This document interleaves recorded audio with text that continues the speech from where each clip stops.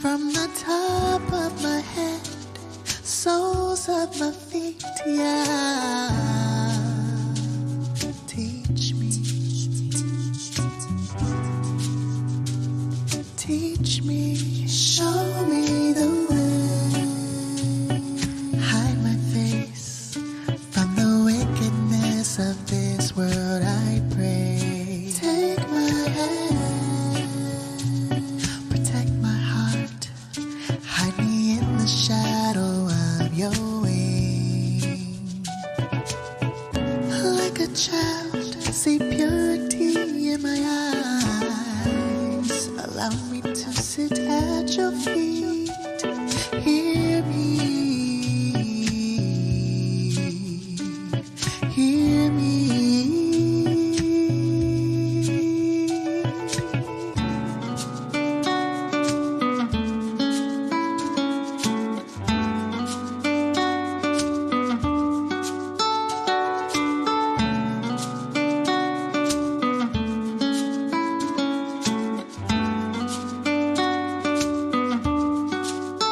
Show me your ways, teach me your paths. I'm yielding to your will.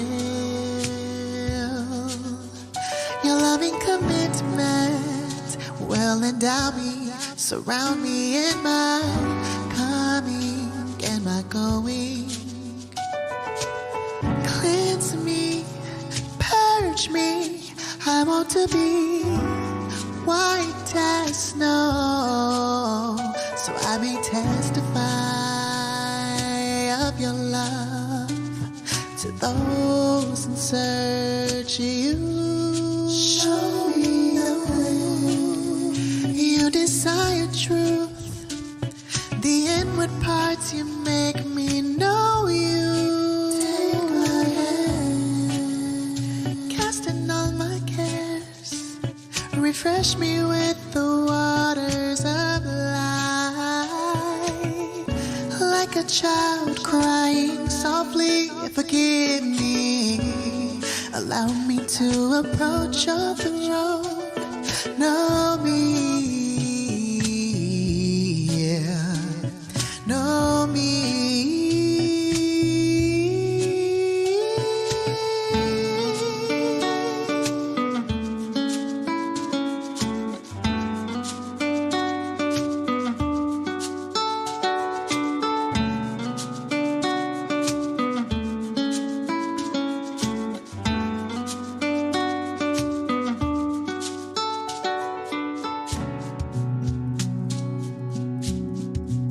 Have mercy upon me, O Elohim, according to your loving kindness.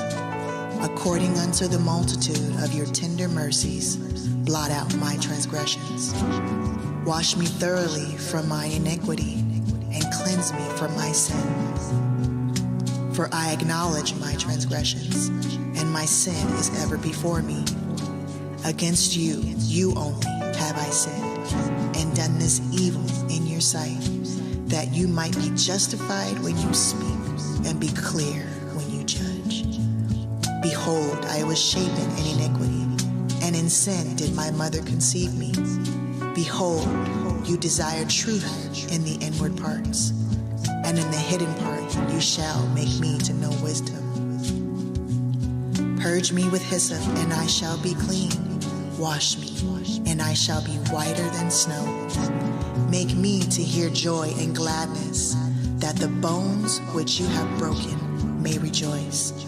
Hide your face from my sins, and blot out all mine iniquities. Create in me a clean heart, O Elohim, and renew a right spirit within me.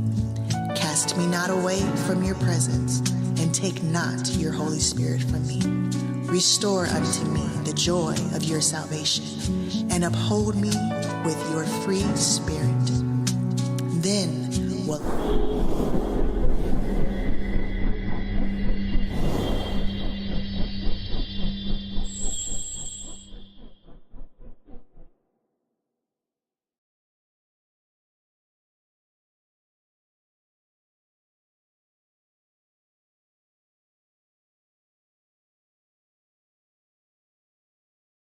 Right. I say, Shalom Shabbat.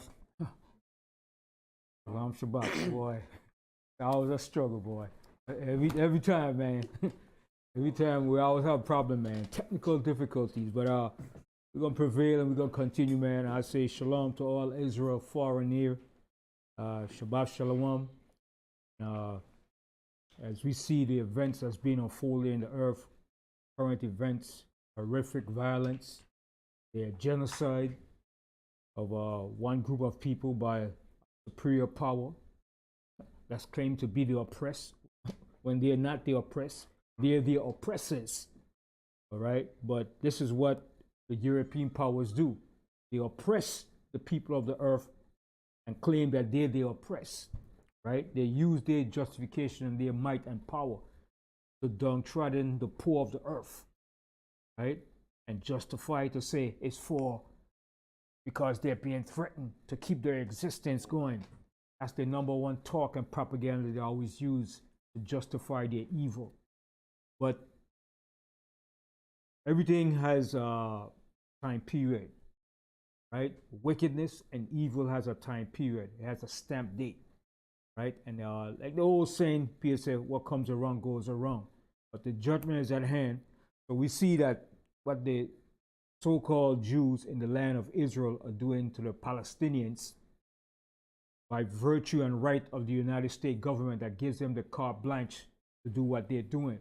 And the other European countries, Britain, and the other nations that help the so-called state of Israel and America, right? And this is a build-up to something else that they have an agenda for, but it gives the Israelis the green light to get rid of the Palestinians, push them off the land, and then go in and take and rebuild the land.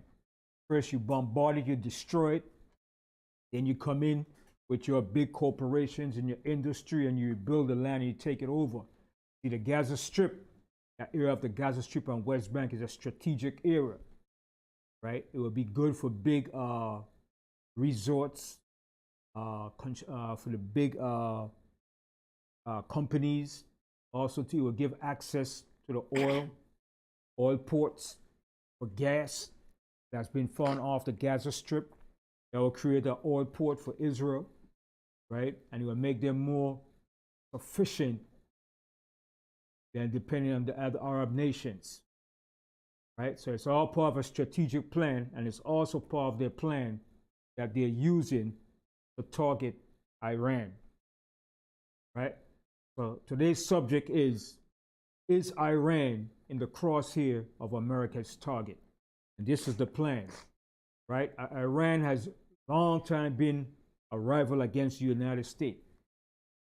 And the reason why it's an old beef, you have to remember that Iran was the Persian Empire, one of the superpowers that ruled the earth prior to America, prior to England, prior to these imposter Jews.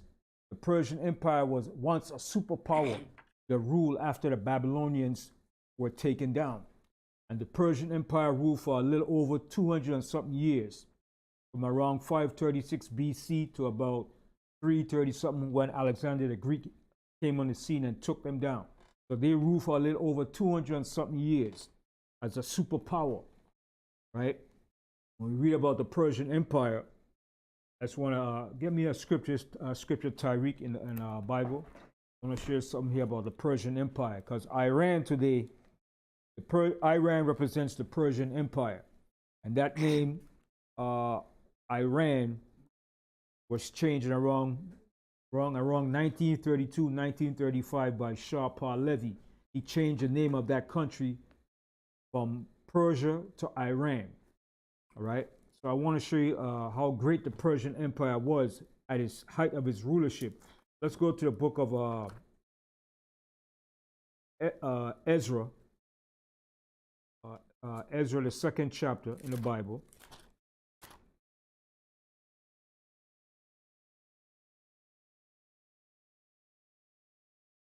No, Ezra in the Bible, not the Apocrypha.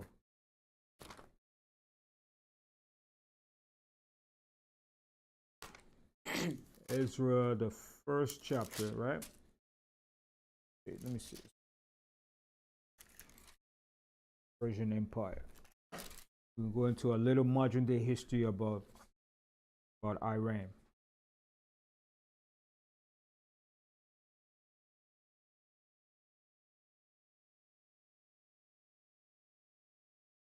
One second.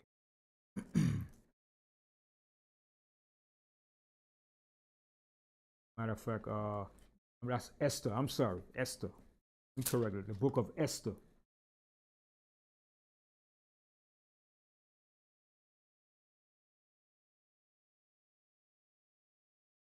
Right? The book of Esther, the first chapter and the first verse. You can read that for me, Tariq. Yeah, the book of Esther. Sure. Esther, the first chapter and the first verse. Right. The book of Esther, chapter 1 and verse 1. Now it came to pass in the days of Assyrius, which reigned from India even unto Ethiopia, over 107 provinces. All right. So when Assyrius, the king, ruled, he ruled from India, okay, all the way to Ethiopia. That's a large mass of land, square miles of land, okay, from India to Ethiopia. And India consists of the area of what you call Sri Lanka, Pakistan, what's the other area? Nepal. Okay, that was all the area of India. So that was all the provinces that the Persian Empire ruled over. Okay, so read that verse again. Verse 1. Now it came to pass in the days of Assyrius. This is Assyrius which reigned from India even unto Ethiopia, over 107 provinces. All right, so he ruled over 127 provinces. So that was the peak of the Persian Empire. Then eventually the Persian Empire fell when the Greeks took over the Persian Empire. All right, and so from that time, the Persian Empire was never a great empire. Once in a while, they had a little flare-ups. They will have little wars and different things, skirmishes. Understand? They will fight against the Arabs at certain points in the time. And at that point, a lot of the people in Persia became Muslim. They adopted the Islamic faith. That's why today Iran is an Islamic state. It's not an Arab country, but it's an Islamic state. Just like Pakistan. Pakistan are not Arabs, but they're an Islamic state. Okay? Sri Lanka.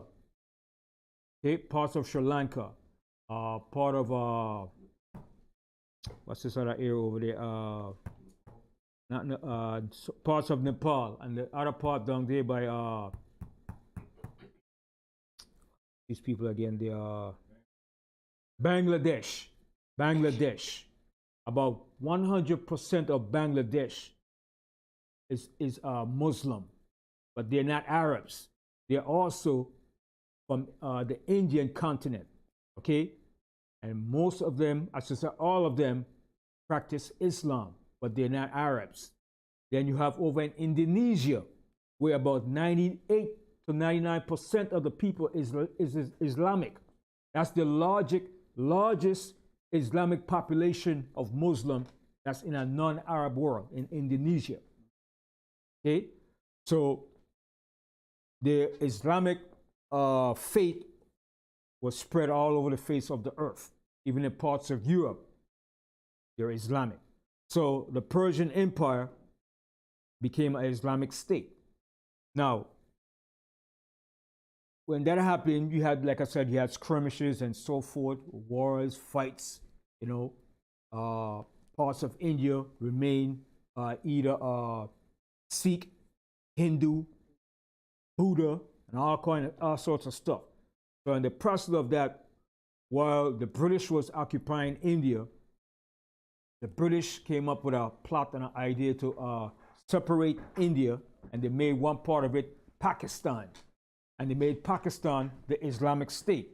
And India remained either Sikh, Hindus, or Buddha. All right, Buddhists, all right, or Hindus, whatever they want to call them. So it was an ongoing struggle between India and Pakistan. All right? And today, India and Pakistan still have their little rivalry, but they're all the same people. All right? So this was known as the Persian Empire that encompassed and engulfed all those areas. Okay? Now, when you come down here to modern times now, about Iran, Iran was what you call an independent country, a sovereign country that has, it's a large country, about 636,000 square miles, right? You could put 2 of Texas in Iran with no problem. That's how big Iran is. And you know, Texas is a big state too. Texas is 267,333 square miles, right? So you could put 2 of Texas in Iran and still have plenty of room. So Iran borders Afghanistan and the northeast, and Pakistan and the southeast. Okay, and to the west of it is Iraq. All right, and to the north of it is Azerbaijan, Turkmenistan, and all these Turkmenistan countries. Okay, and then further up north, Russia. All right, so Iran borders all these major countries. Okay, and most of them are so-called Islamic countries. Now, Iran has large amounts of natural gas and oil. And this was discovered by the British and the Americans. Okay, so the British was up in Iran, running things in Iran. After a while, till the British said, you know what? Iran said, you gotta get the hell out. Because Iran said, we're gonna nationalize our oil, what belongs to us. We're not gonna let the Western powers come in and dictate and control what belongs to that. So from that point, this has been an old hatred and a target against Iran, because Iran will not allow the Western European powers to control their natural reserves and their oil. And when you don't allow the European powers to control what belongs to you, your resources, it becomes a problem. You're a target. Okay? You forever become a target because they want to steal and take what doesn't belong to them. That's the nature of the wicked. Okay? Whenever you have natural resources that's vital, they want to take it and control it. So Iran said, no, you're not going to nationalize our oil. It belongs to us. So Iran, from that point, have always been in the crosshair of the United States. And that imposter state, which is a military outpost for the United States, to clamp down any resistance of the Arab world against America. Israel is that military outpost. Okay? They get their marching orders from America. And the whole idea of this whole thing is a justification to target Iran. But Iran has what you call proxies in different areas, in Syria, in Hezbollah, in Iraq, in Yemen, all right? And they're there for a reason, to help keep that order and protection in the Arab world. That's their world. They have their right to fight and protect what is theirs. America has no business over there. Neither an imposter Jew, because he came from Germany and Europe. How the hell he's going to come back into somebody's land where he came from Europe all those years he been? Now he's going to get back an automatic seat in a land that doesn't belong to him. And given the justification by all the European powers and the backing. And then you expect there to be peace in a land that doesn't belong to him? You're out of your damn mind. Okay? So that's the main target, is to target Iran. But the way the Most High set the chess move and the chess game, the Most High have it where Iran is going to be backed and supported by who? Yes, by who? Who's Iran's going to be backed and supported by? China and Russia, mainly Russia. The Most High said so strategically, the Most High put a balance to it, Since America wants to be the bully and supply and back Israel, Most High said, okay, I put a challenge for you. I put Russia to support and back Iran. Yes.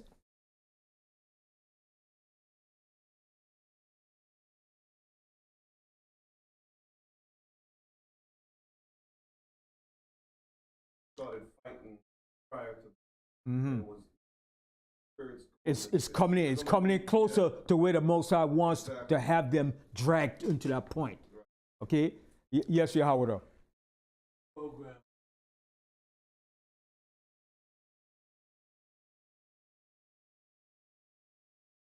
President.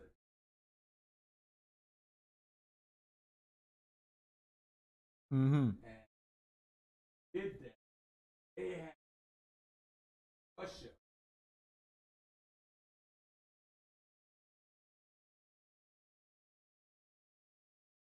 Of the Students to go against right, leaders. the CIA. And Putin is enough. And he got tired of it. Not gonna. He went In his jaws and turning back. back the other way. Turning back the other way. We're not going. America's not. How we run. That's right. That's what, And that's the same thing with Iran. Iran said, no, we're not going to allow that. And that's the right. And all the African nations will do the same thing too. They just said, you Europeans, get the hell out. You're not going to take over and nationalize our natural resources. Yes.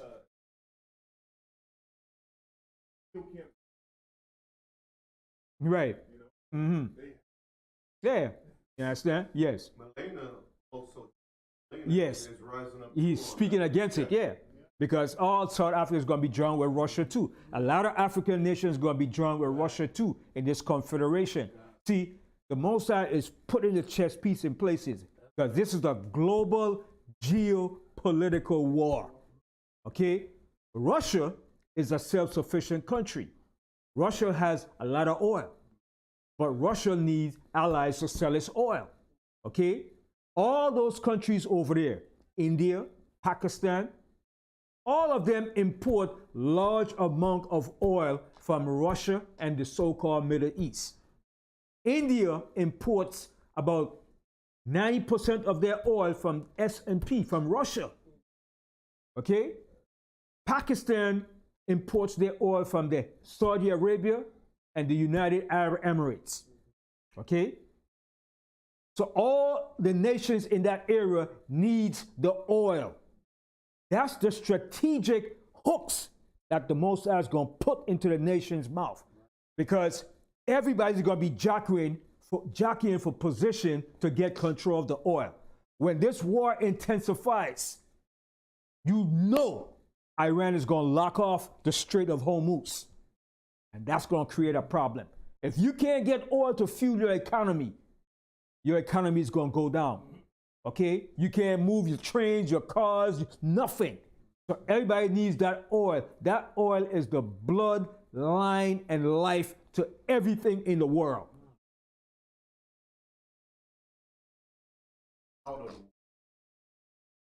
But they did to protect the oil that's still flowing and coming from the areas for Israel and for those different areas. Remember, they got to protect because Israel doesn't produce oil. They get oil from Nigeria and from Gabon. Okay? They don't get no oil from the Arab countries. So they have to be protected. If they don't have no oil, the economy, everything's going to be shut down. And they need that oil. Okay? So America has the ships there to protect that, the line of importing and exporting and shipping coming in around that area. All right? But when Iran gets fed up and Iran lock off that strait, that's it. Everybody's going to be uptight because the price of oil is going to shoot up. Food, everything is it's going to be a hyperinflation. The stock market is going to go boom. Everything's going it's going to be chaos. Okay? And after because everybody's after a while going to be linked up with the BRICS. All right? You understand? So this whole thing is going to create a great catastrophe. I see India right now is supporting America bullcrap. But eventually, India is going to have to support the so-called Middle East and back Russia, because India gets most of its oil from Russia. And if Russia say, hey, stop supporting America, we cut you off from oil, India will say, okay, I know, okay, no problem, sir. You know how subservient they are.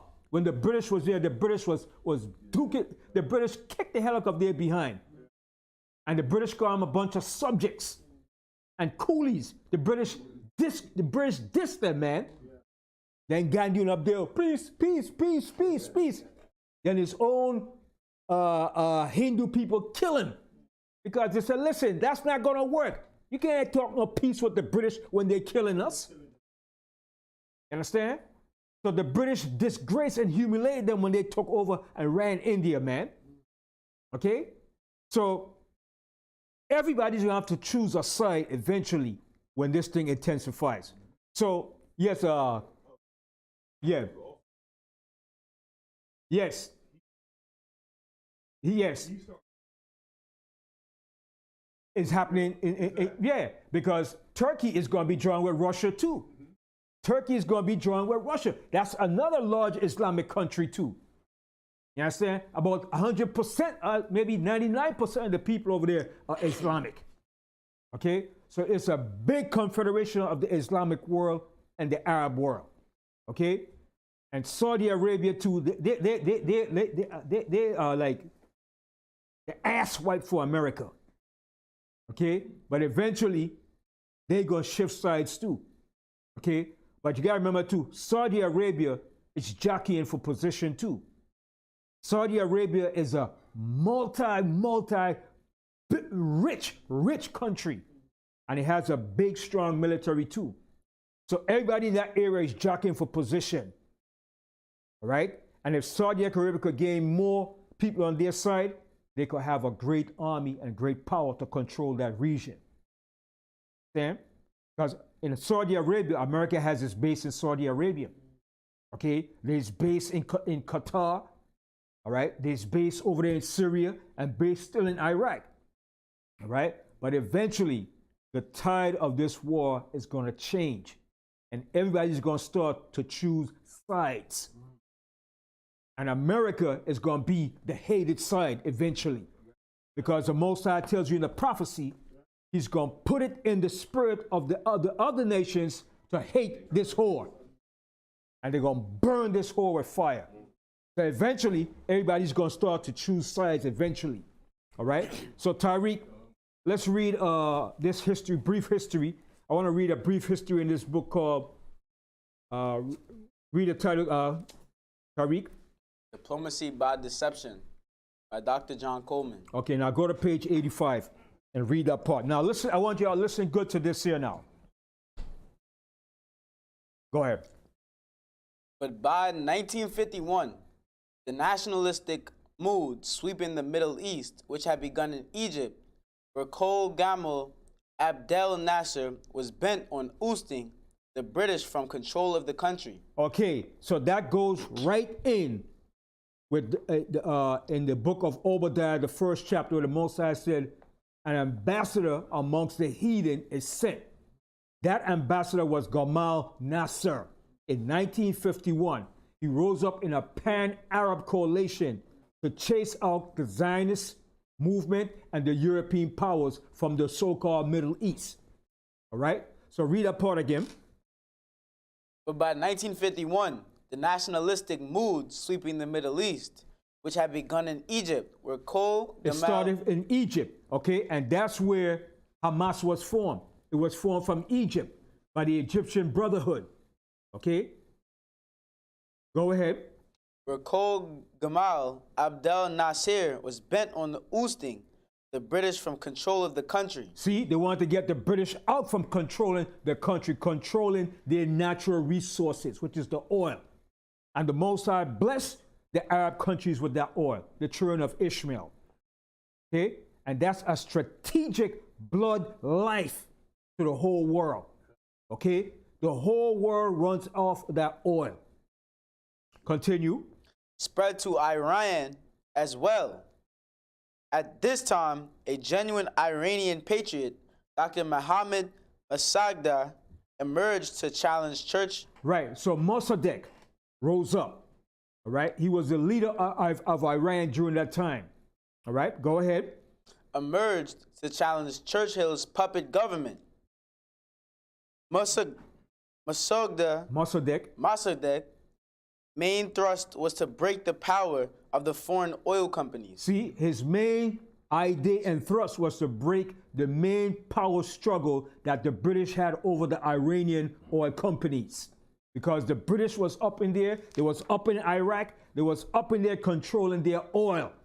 Imagine that. That's why the Most High said the earth is given into the hands of the wicked.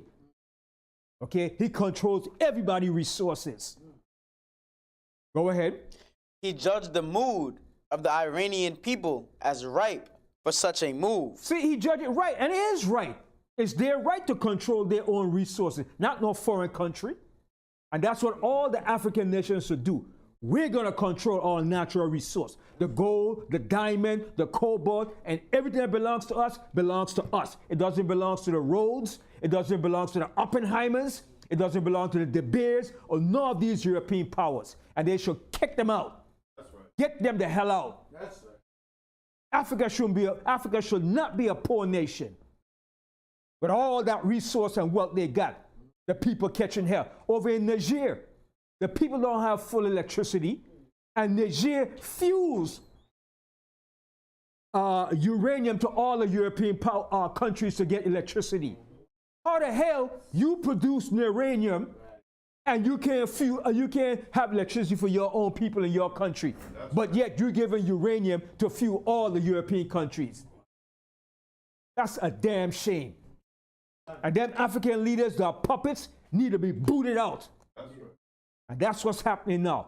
All puppet leaders should be booted out. Even amongst our peers in the political arena, they should be booted out. All puppets need to go. Continue. This deeply alarmed the Rockefellers. So it deeply alarmed the Rockefellers. These are the murderers and criminals. The Rockefellers. They was up in that area, Iraq, Iran, controlling the oil. Okay, it started with Standard Oil. Then they changed to Exxon. Okay, and they're still there with their different companies. Okay, go ahead. Who appealed to Britain for help. Mossadegh told Rockefeller and British Petroleum that he would not abide by their concession agreements. Stop right there. British Petroleum is the name BP. BP. So they got slick and they changed the name from British Petroleum to Beyond Petroleum because they don't want people to know that they're the rulers controlling that oil. Okay? It's still British Petroleum owned and ran by the British. Okay? Go ahead. And British Petroleum, that he would not abide by their concession agreements. So he didn't agree to their concessions, and that's what they all love to use. Well, we'll make concessions with you in your country. Are you going to make concessions with me in my country for my oil? Yeah, they use military might, trick, and deception, and brute force, and puppet leaders. Okay? It's your puppet leaders that cause that problem. All right? Go ahead. David Rockefeller is said to have developed a personal hatred of Mossadegh. Because of this, British Petroleum appealed to the British government to put an end to the nuisance Mossadegh was creating. Right, so they said we're going to put an end to this guy. So what they was going to use now, they was going to use propaganda, infiltration, and topple his government. That's what they love to do. America loves to do that. Now, you want to know why there's a problem in Venezuela? Why the people is coming over the border from Venezuela? Tell me why, and I'll tell you.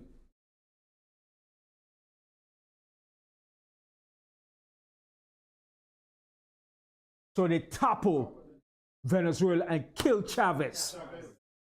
They kill him, and they made Venezuela into a chaotic place. How the hell Venezuela is an oil-producing country? No, it's a poverty-ridden country. Everybody's coming over the border, coming to America. Give me a break. They went in there and they toppled that country and they created a chaotic situation. Now it's a backlash. Now all the people from Venezuela is coming over the border. And that's what you do when you're going to overthrow people's government. Okay, go ahead.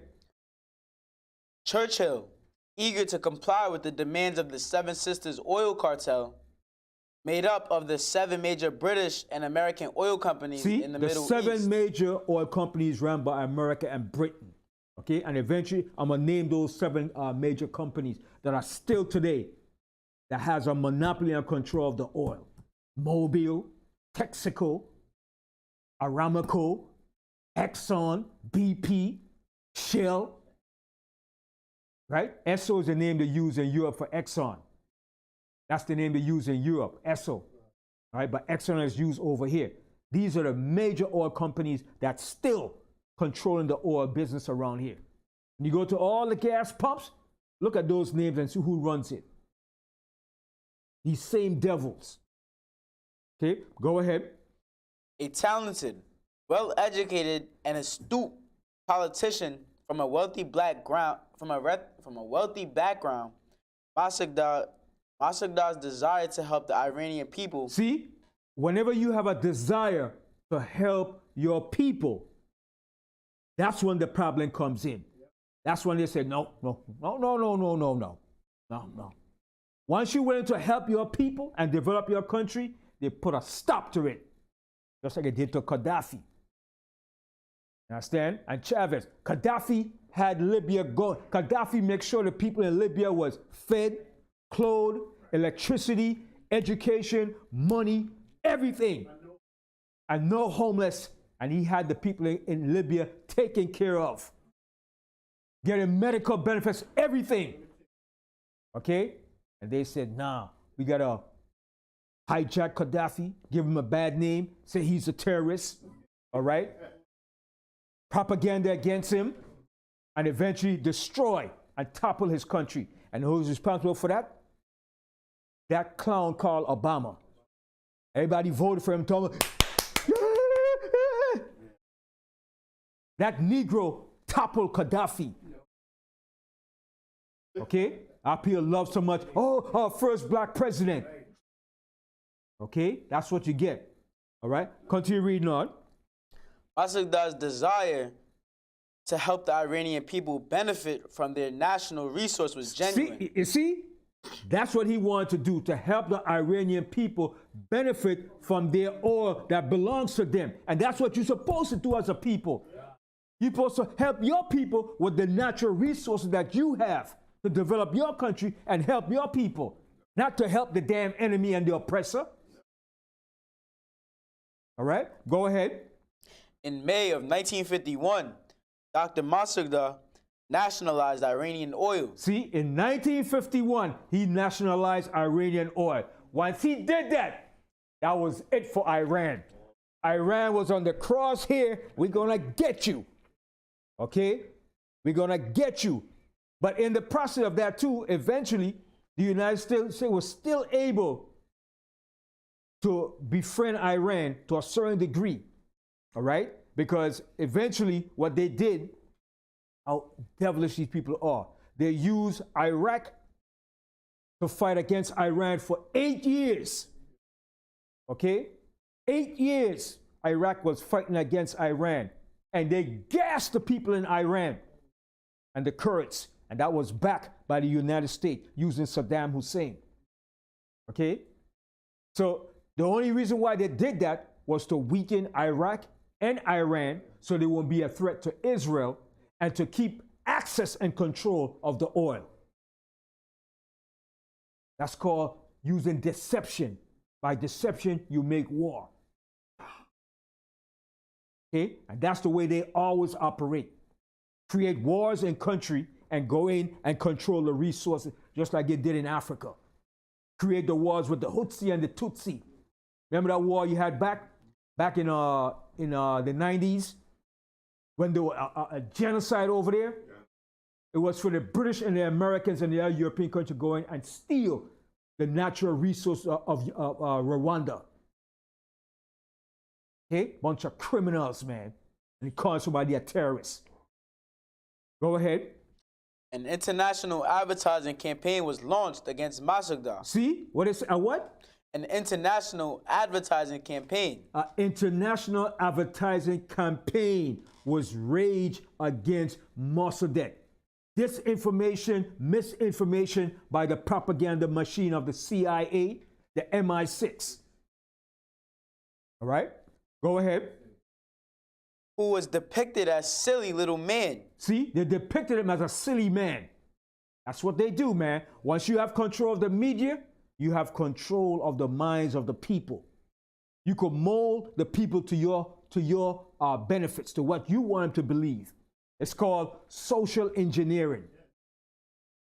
You understand? That media plays a tremendous power, man. All right? It's powerful. Go ahead. Running around Tehran in his pajamas. So they say, here you go. This man ran around in Tehran in his pajamas. It wasn't a pajama. It's a certain outfit that the people in Iran wear. So they call it a pajama to make mockery of him. That's what they do.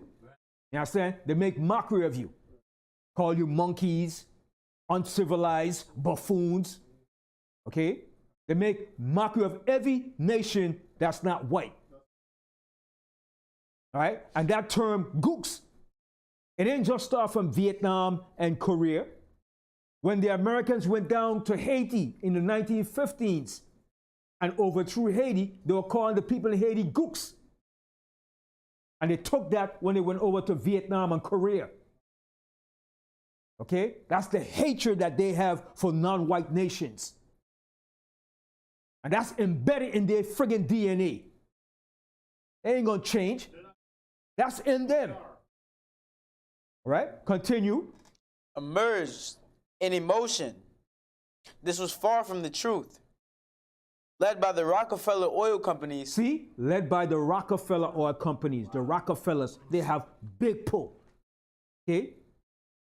Rockefellers, man, the Rothschilds, and these big elite families, they have a lot of power. These oligarchs, go ahead. And backed by the U.S. State Department. See? And backed by the U.S. State Department. Wherever British is involved, the United States is right there behind following the British, giving support to the British. The U.S. State Department. Go ahead. An international boycott of Iranian oil was ordered. Iranian oil soon became unsellable. The State Department declared its support for Churchill's puppet government in Tehran. See, now the United States went to support the British. Always supporting the oppressor. Never support the oppressed people, but always on the side of the oppressor. Just like Vietnam. America went in to oppress the people of Vietnam, and they went on the side of the oppressor, which was the French. They went to the aid of the French to oppress the people in Vietnam. Go ahead. Which was installed when the Shah refused to join the Allies in the war against Germany. At the same time, the CIA and the M16 launched a joint operation against Mazda. Right, not M16, but the MI6. Right, the MI6. The CIA and the MI6. Read it again. At the same time, the CIA and MI6 launched a joint operation against Mazda. See, a joint operation. And that's what they do all the time for nations that don't comply and go along with their nonsense. They form a joint operation of the CIA and MI6. Go ahead. It was codenamed Operation Ajax. See, and they always have these code names. Operation Ajax. You know, Ajax is what? Ajax is what? A cleaning agent. So what they're saying, we're going to clean out, clean house. Bunch of devils, man. That's why they got their day coming, man. They got it coming, man. Okay? Yeah, Howard up. They say when they Acronyms and so forth. yeah, when all of helps them more viciously. And to dehumanize the people more. Yeah. Yeah. Bunch of devils, man. All right? And they're doing the same thing in Palestine today, too. Israel right now turn off the internet because they're moving in with the invasion. So they don't want the people to record what's going on and people to see what's happening. Okay? Go ahead. What followed was a classic example of how governments are subverted and toppled through diplomacy by deception. Churchill, who had lost the election after the war ended, was returned to power by a thoroughly brainwashed British public. He used his office to wage war against Dr. Mossadegh. See, he used his office to wage war against Mossadegh. All right? Go ahead. And the Iranian people through highwayman and pirate tactics, as the following examples show. The Rose Marie, which sailed in international waters carrying Iranian oil, was not in breach of any international laws or treaties when it was ordered by Churchill to be intercepted by the Royal Air Force. And that's what they do. Okay? They will hijack you and seize your vessel, okay, and come up with a justification for anything. Just like in the Vietnam War, they used the Gulf of Tonkin, and they said that the Vietnamese attacked them, but it wasn't the Vietnamese. They did that as a staging ground to go into Vietnam to start the war in Vietnam. And just like they're going to use a staging ground in the Middle East, all right, because they took soldiers, American soldiers, over there in Israel. And that's going to be used as a cannon fodder to say we have to support Israel and destroy Iran, which have nuclear weapons. Okay? So they're building up the whole theater of propaganda for their justification. And they know that the American people are so gullible and brainwashed. But not only that, it proves how hateful a lot of these American people are. It's that hate that they have for anybody that's not of their white skin. It's mainly based on hatred. Okay? That's what it is. Now you have a few American people that object to what's going on because they see what it really is. But the masses, they're going along with the crap. Mainly the right-wing Republican Party. These devils and the evangelicals, churches, the right wing, they're supporting what's going on. They want this to go down. Okay? But they're going to be in for a rude awakening too. Okay? Go ahead. And was forced to sail for Aden, a port under British control. The hijacking of a ship at sea had the full backing of the U.S. State Department at the Rockefeller family's suggestion. My source in London, whose job it is to monitor the oil industry, told me in 1970 that Churchill was restrained by his cabinet only with difficulty from ordering the RAF to bomb the Rose Marie. See, he ordered the British RAF, the British Royal Air Force, to bomb the Iranian ship. Okay, go ahead. A year passed in which Iran suffered great financial losses. In 1953, Dr. Mossadegh wrote to President D. Eisenhower asking for help. See, so Iran wrote to Eisenhower, the president, and asked him for help concerning what the British was doing. That's the worst thing he could ever did. How are you going to write to the same people that's supporting the British? All right? So he had to learn the hard way. You can't trust none of these devils. They're all snakes. All right? Go ahead. He might as well have written to Rockefeller. Right? The same people, ain't no different. They're going to back the British. The British going to support them. You think Eisenhower is going to go against the British? No. Okay, go ahead. Eisenhower, playing a game of nerves, did not respond. He didn't respond. He played games with him. That's what they do. You understand? Go ahead. The tactic had the desired effect of frightening Mossadegh. Finally, Eisenhower did reply, and in the classic style of diplomacy by deception, advised the Iranian leader to abide by Iran's international obligations. See what he said? Listen, abide by the Iranian obligations. So he said, listen, go ahead and go along with what you decided and what you planned out in the beginning, which was an unfair policy. drafted by the British. Okay, so show you how unjust they are and evil they are, man. Okay, go ahead. Mazadek continued to defy both the British and American governments. So he continued to defy them because it was his right. Continue. The oil companies sent a deputation to see Eisenhower to ask that immediate measures be taken to remove Mazadek. Kermit Roosevelt, who headed the CIA's covert operation against Mazadek, worked tirelessly to establish forces inside Tehran that could be used to cause unrest. See, so the CIA was using covert activity in Iran, okay, non-stop, okay, and that's why eventually in 1979 you had the Iranian uprising, and the Shah of Iran had to get the hell out, and the students took over, all right, and they held American hostage, and then from that point Iran said, you can't come nowhere in our country. You can't come around us. We don't want you nowhere. And the Ayatollah Khomeini came into power. And he said, you're the great Satan. Yes.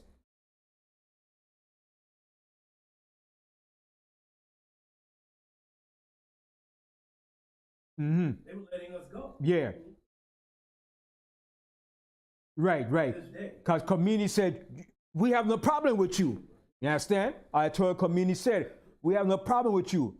And then eventually, who did they send over there? Jesse Jackson. And Jesse Jackson won the thing. Jesse Jackson went over there and talked to them, and they said, okay, we'll let the hostages go. And what's his name? Reagan trying to take the damn credit. Reagan. Because he was the president. So Jesse went over there and talked to the Ayatollah and made agreements and everything, and then they allowed the hostages to go free. You understand? But it wasn't Reagan, but they gave the credit to Reagan so he could win. No, I think Reagan was about to come into office to run for office against Jimmy Carter. So they blackballed and put a bad name at Jimmy Carter and said Reagan was a hero. All right? And these devils are something else, man. They have a lot to pay for, man. Go ahead.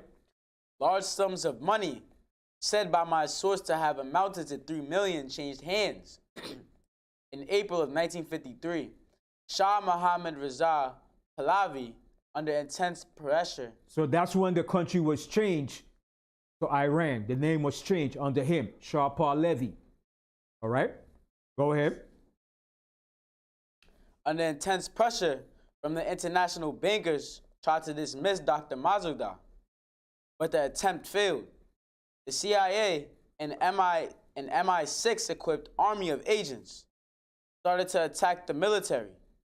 Fearing assassination, the Shah fled and Mazouda was toppled in 1953. See, the CIA and the MI6 toppled Iran government in 1953. But yet you're supposed to be a democratic society, right? But you toppling pure governments. And that's not the only country and government they topple. They topple governments in Central America, South America, all over Haiti, okay? And that's what they've been doing. America is an oppressor.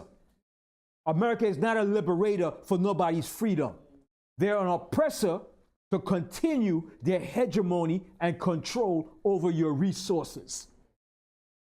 Right? So they toppled Iran in 1953. Go ahead. The cost to American taxpayers was almost $10 million. All right, that's it. Okay, so now, we give you a basic understanding of why the whole target is to focus against Iran, to get rid of Iran. All right? But, like I said, this war is going to intensify. It's not going to stop here now. This is the home stretch. This is it. Okay? From here on, it's home stretch all the way, baby.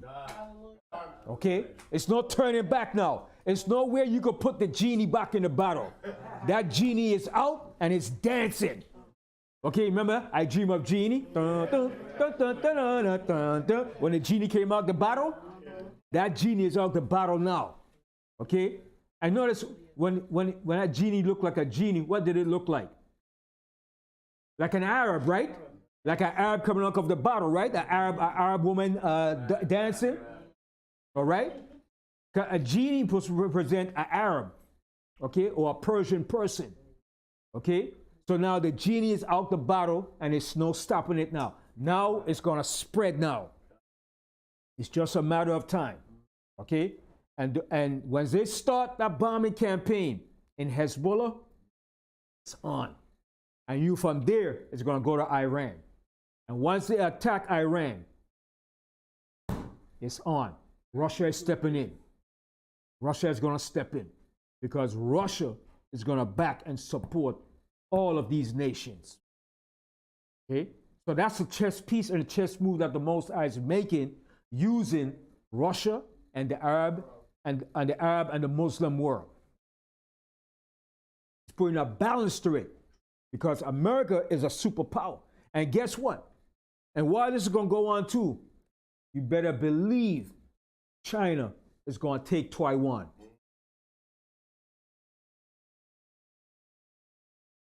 He's going to take Taiwan. That's where all the technology for the chip components are.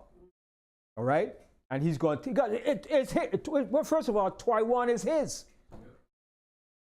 It's the same people. It's the United States that made that crap. Taiwan and China are different. Taiwan belongs to China. They speak the same language. All right? Yes. Oh, North Korea is coming in handy too. With Russia, okay, and China too. All right? When you look at it, North Koreans are nothing but Chinese. That's all they are. That's all they are. It's amazing, man. But that's what Esau did. He splits up nation and called different nations. You know? But to your surprise, you know who has the most submarines in the world? Guess who has the most submarines in the world?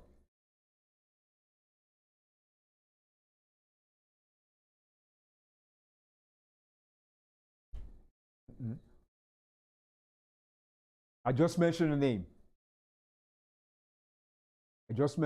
North Korea. North Korea has the most submarines in the world. Imagine that. They surpass America in submarines. They're number one in submarines.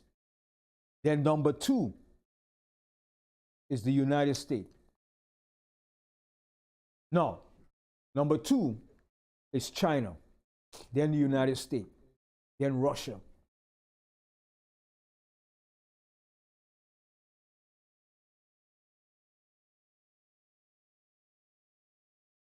Naval vessels, ships, yeah. Yeah, because China and North Korea are the largest shipbuilders in the world. Then Japan. Then China, they just nonstop. Like every week they putting out battleships and ships, man, round the clock. You know?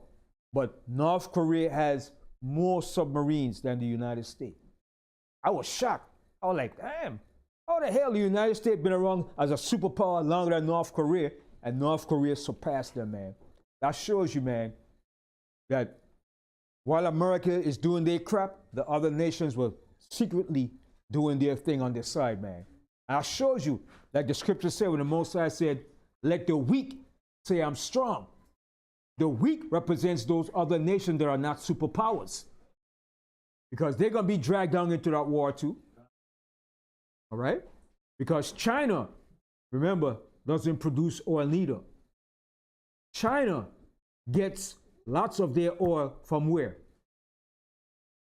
Russia and Iran. Russia and Iran. Iran exports a lot of oil to China. All right? And Russia gives them a lot of oil too. So that's why China wanted to build a pipeline through that area to get easier access instead of using the ship to go around. Right? So it's a vital strategic part, what they call geopolitics. That's the final outcome of what's going to take place in that area. Geopolitical warfare for the control of the resources and who could have the upper hand to control those resources. All right? America wants to control that too. Okay? But they're surrounded by all the Arab nations. Okay? So that's where the Most High is going to have a field day with them, man. Okay? The Most High, he's such a strategic tactician, the way he's going to drag them down into that valley, like he said. He's going to drag them down into the valley of Jehoshaphat. Okay?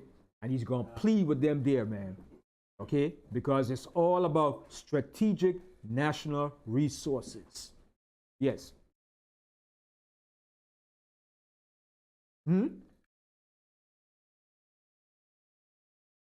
Plead? Oh, I mean judge. Remember the Most High is a rapper. He's a poet. Most High love to put drama on his words too, just like us when we put drama on our words too. So the Most High said, "Yo, I want to talk to you, man. Let me talk to you." So he used the word plead, meaning he's going to judge them. All right, but he put it in such a way like. That's what he seems like, but he's not going to beg them. The Most High ain't begging nobody. The Most High is going to drag you down there and he's going to body slam you. So he's using the word plead, you understand, in that poetic fashion. Right. You know what I mean? Like when you tell a person, yo, I want to see you, man. I want to see you. When you say I want to see you, that means I want to get it down with you. I don't really want to see you like that. I want to see you because I want to lay you down. You understand? So that's the way the Most High, and that's the way we are too. Right. All right? We speak in that hip talk, man. Right. All right? Okay? So go to Isaiah 34. All right? And then we're going to come back to Iran. Why they want to target Iran? Iran is a major threat to America's existence in that area. Okay? Saudi Arabia is a butt liquor. So, you understand? They do everything America says. Yeah. But let's see what happens. Okay? Now, Turkey is a major power in that area too. Turkey has great military and nuclear power. Okay? Pakistan. Don't sleep on Pakistan. That's a mighty power too. Okay? Pakistan has a mighty army too and nuclear power. Okay? So it's a big configuration of nations in there, man. It's a big explosive melting pot that's about to erupt in that area. Okay? And don't think America is not worried. They talk all that crap about, yeah, we're the mighty America, we could nuke you. But America doesn't want to lose their rulership and their power in the earth. Okay? Nobody wants to lose their power in the earth. Okay? Because once a nuclear weapon bomb goes off, it's a domino effect. Everybody's going to use their trigger. You say, what? Nobody going to stand by and say, well, you nuke me, I'm just say, okay, turn the other cheek. No. Everybody's going to set off their nuclear weapons. And it's going to be a nuclear war. Okay? Go to Isaiah 34. Isaiah 34 and 1.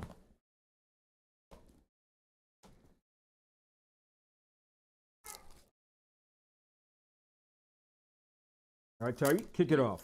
The book of Isaiah, chapter 34 and verse 1.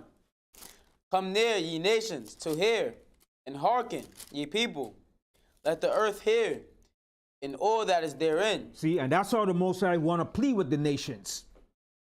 He's going to let them know, then he's going to drag them down into that era, and then he's going to unleash his fury upon them.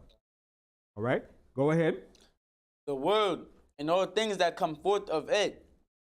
For the indignation of the Lord is upon all nations. See, the Most High's anger and his wrath is upon all nations. Okay, go ahead. And his fury upon all their armies. See, and his fury is upon all their armies, all the nations' army. Okay, go ahead. He hath utterly destroyed them. He hath delivered them to the slaughter. And how is he going to deliver them to the slaughter? In the valley of Jehoshaphat. Okay, go ahead. Their slain also shall be cast out, and their stink shall come up out of their carcasses. And the mountains shall be melted with their blood. And the mountains going to be melted with their blood. It's going to be a lot of dead bodies and blood. Okay? Go ahead. And all the host of heaven shall be dissolved. All the hosts of heaven is going to be dissolved. What's going to cause that? That nuclear destruction, that bomb. Okay? Go ahead. And the heavens shall be rolled together as a scroll. See? It's just like when they dropped the bomb in Hiroshima and Nagasaki, where they created that great mushroom cloud. That's the same thing that's going to happen again. So the prophet Isaiah is describing this vividly, what the Most High showed him. Go ahead. And all their hosts shall fall down. All their hosts is going to come down. Everything. Go ahead. As the leaf falleth off from the vine, and as a falling fig from the fig tree. For my sword shall be bathed in heaven. Behold, it shall come down upon Idumea. See, now listen. Now the Most High said all the nations, right?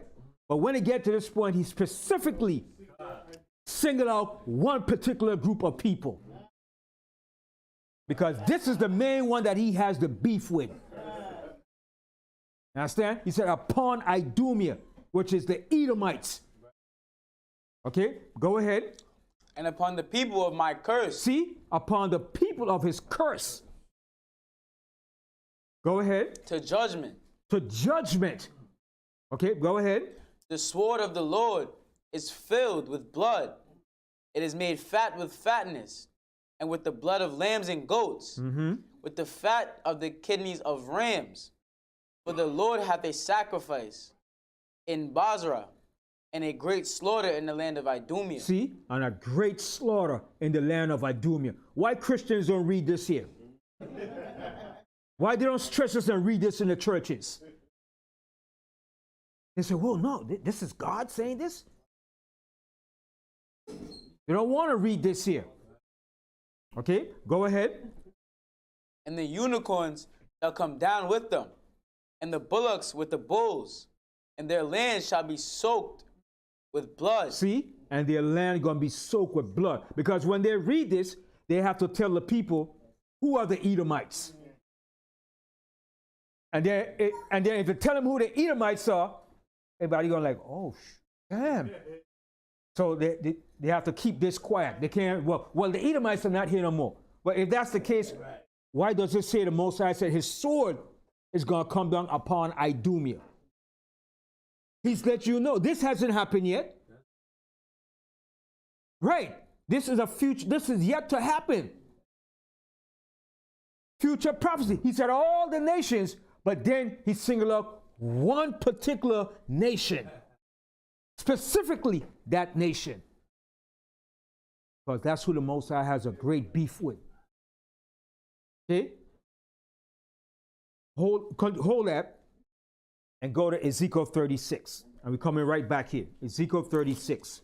And the reason why they don't want to read this, because this is why. Ezekiel 36.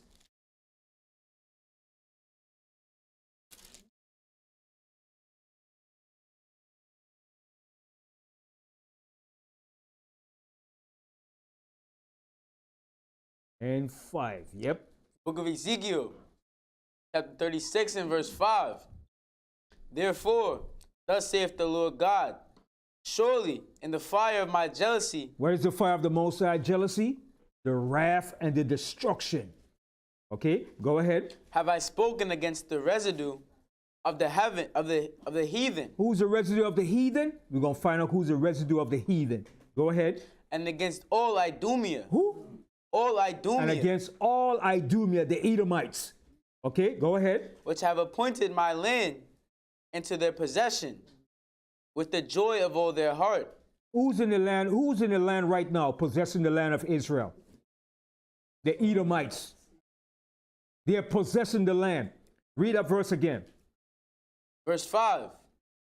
Therefore, thus saith the Lord God, surely in the fire of my jealousy have I spoken against the residue of the heathen, and against all Idumea, which have appointed my land into their possession. See what it says? Which have appointed my land into their possession. Meaning they have said, this is our land. We're the Jewish people. Claiming the land for themselves, talking about they're the Jewish people that have a right to go back to Israel in 1948. But you know what? You can stay there for now. Stay there for now. Okay? We don't want you to leave. Stay there for now. Because the Most High have a surprise for you. Go ahead. Appointed my land into their possession with the joy of all their heart. When it says the joy of all their heart, what does that mean? When it said they have appointed the land with all the joy of their heart. Proud. And you can't tell them they're not the Jewish people. We're the Jewish people. We were in Egypt. We suffered. We suffered the Holocaust. We Yahudi, Ani Yahudi. You can't tell them they're not the Jewish people. So the Most High said they appointed the land with all the joy of their heart. They will swear up and down, we're the Jewish people. Okay? And we'll try to prove it. Speaking the Hebrew to you. Do you speak the Hebrew language? Yes, Yahweh. All the promises. Yeah. Oh, that belongs to us. Yes. God gave us to us. This land belongs to us. God gave. Yeah, that's why we was able to win the war of 67 and 73, the war of Yom Kippur. That's why we was able to fight off all 5 Arab nations against us. Yeah. They will tell you that BS. Yeah. But the Most High allowed you to go in there to fulfill prophecy to show that you are not the people and that you're imposters. Okay? And the Most High wants the whole world to see. And guess what? The whole world is watching now. The whole world is seeing, man, okay, what they're doing over in Palestine, man. Everybody is in protest marching around the world, man. Everybody is seeing this thing here. And they're saying, if you the Jewish people, and this what you're doing, everybody is watching. The Most High is making them look stink right now. Embarrassing. And wait till the Most High bring out the full extent of the prophecy to show that they are not the people of the Most High. Okay? Finish reading that. With despiteful minds. With despiteful minds, go ahead. To cast it out for a prey. And they've cast it out for a prey, saying this is ours, and we're going to hold on to it, we're going to fight for it. And if anybody try to stop us or come against us, we will use our nuclear option against them. Netanyahu. That devil Netanyahu. Okay? And first of all, Netanyahu is nothing but a damn Polish. He was born in Poland. A Polish damn so-called European imposter Jew. And his name was, I forget his Polish name was H.O.D.C or some crap. Then he changed his name to Benjamin Netanyahu. He changed his name because it was too much highlight that, wait a minute, you're European Jews. You're not native Jews of the land. Because the majority of them that came back into Israel in 1948 came from Germany, Poland, Austria, and Russia. Okay? A very few of them were what you call Sephardic Jews. Sephardic Jews mean Jews that come from Spain. Very few of them are Sephardic. The majority of them are what you call Ashkenazi or Khazar Jews, which are Edomites. Okay, that live up in Europe. Okay, the Khazars are converted to Judaism. And they were up there in Europe for a long time until eventually they were brought back into the land in 1948. So they had to cover it up. Because people were saying, wait a minute, the Jews went to Europe? No. Everybody knew that the Jews went into Africa. Because Gamal Nasser said, how could the Jews leave Israel black and then come back white? That's why they kill him. He made that statement bold and loud and clear. Okay? So a lot of people know, but a lot of people is keeping it secret. Okay? Some of the Arab leaders know, they know, but they're part of the conspiracy to keep it quiet. Psalms 83. You understand? You'll be surprised what a lot of these nations know. And Putin probably knows too. Right? That Putin got Russian icons all over Russia. It's right there still. He haven't destroyed it. Yeah. Like I said, when Reagan and Nancy Reagan went to Russia back in the 80s, when they went there, Nancy Reagan saw all the Russian icons on the wall, and damn, her eyes nearly popped out her head when she saw that. She couldn't believe it. She was like amazed. She was pointing at the wall like, you know? Like she was probably saying, damn, there were niggas over here? There were niggas ruling over here, and this still up here on the wall? I'm saying, but why did the Russians didn't destroy? No, the Russians are not like the Americans. Right. Even though the Russians are evil, they're not like the Americans. They still have all of our records and icons still up there in Russia, still standing today. You could go in any Russian church today in Moscow, and you still see that they're standing today. Okay? But America, the whitewash and bleach it and destroy it. Yeah, Mike Allah. In Romania. Yeah. Mm-hmm. Yeah. Czechoslovakia, in those areas. Yeah. Covered with icons.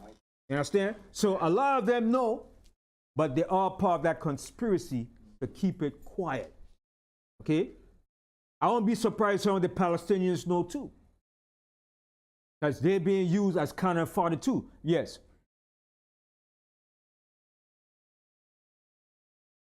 Goes into a black one are the most valuable ones. Mm-hmm. And the white ones, all the truth. That's right. Mm-hmm. Because I remember back in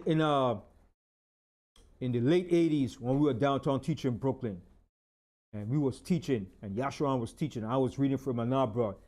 Yashuan had the Russian icons in the book showing. And he was showing the audience was mesmerized. They were shocked. They couldn't believe it. And a Russian lady came up and she stopped. And then she smiled. And Yashuan said, "You know that?" And she stopped. She looked around. And she said, "I know that. We teach that in Russia." So Yashuan said, come back and say it again. She said, "We know that. We teach that in Russia." That's when we first, and we said, "Look at this here." Wow. She said, "We teach that, we know that, we teach that in Russia." And it happened that Yashuan just chose her because she stopped and she looked, and Yashuan said, "You know that?" And she smiled and she looked around. She said, "Yeah, we know that, we teach that in Russia." And when the audience heard that, they were like shocked, like, couldn't believe it. Yes. Mm-hmm.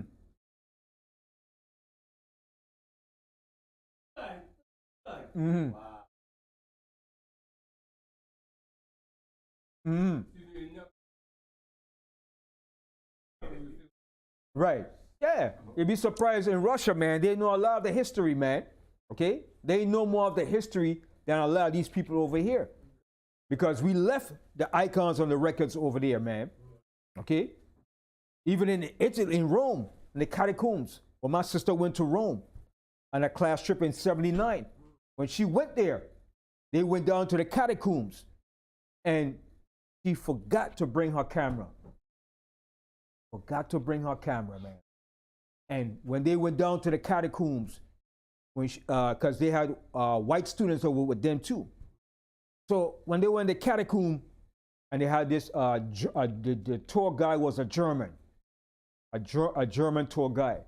So when the white girl saw all the images with the black faces, with the braids and the afros on the wall, she was so perplexed. She was like constantly asking them, "Why are there black people on the wall?" She was amazed at that. "Why is there black people on the wall?" So the German tour guide, he didn't want to answer. He tried to like keep downplaying. Then she keep pressuring him. And he said, Those were the ancient Christians. Who were the ancient Christians? The Israelites. So he was pushed to the point he had, those were the ancient Christians.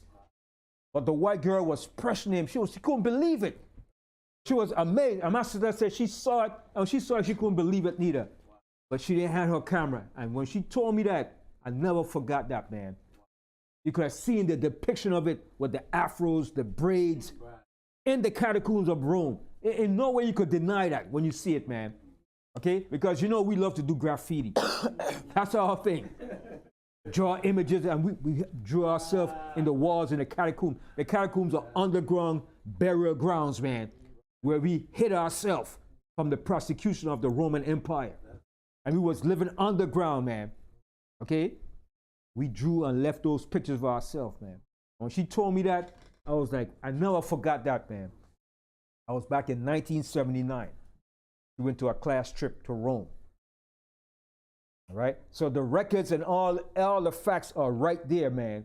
But some people are ignorant to it because of the miseducation of the Western European Eurocentric doctrine that have engulfed the earth. And that needs to be destroyed. It needs to be eradicated. All right? So you finished reading Ezekiel 36, right? Yeah. All right, go back to Ezekiel 34. Isaiah 34.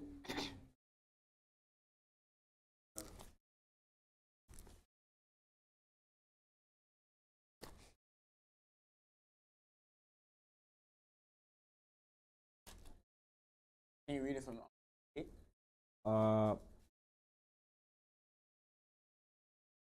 Yeah, read 7 again. Book of Isaiah, chapter 34 and verse 7.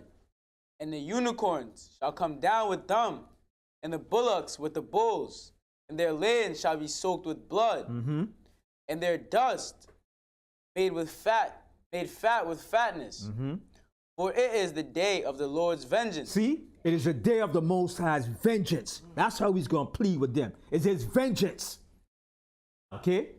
And the Most High is going to destroy America, those imposter Jews, and all the nations around there too. A lot of the Arab nations too. Russia is going to be destroyed over there too. All the nations' army is going to be destroyed over there. Okay? Go ahead. In the year of recompenses for the controversy of Zion. See? What is the controversy of Zion? What is the controversy of Zion? Who are the real children of Israel? Who? That's the controversy. The Most High is going to prove and to show who are the real children of Israel. That's the controversy of Zion, because it's a big controversy. If we're saying we're Israelites and they're saying they're Israelites, then who are the real Israelites? So the Most High have to prove who are the real Israelites. And that day will the real Israelites stand up. And we're going to stand up because the Most High said we're going to stand with great boldness in that day. Okay? We're going to stand with great boldness in that day against those that afflicted us and oppress us. All right? Go ahead. Verse 9. And the streams thereof shall be turned into pitch. See? The streams is going to be turned to pitch. What are the streams? All the waters of rivers and lakes going to be turned to pitch. You know what's pitch? Like tar, like oil. Okay? From all that destruction.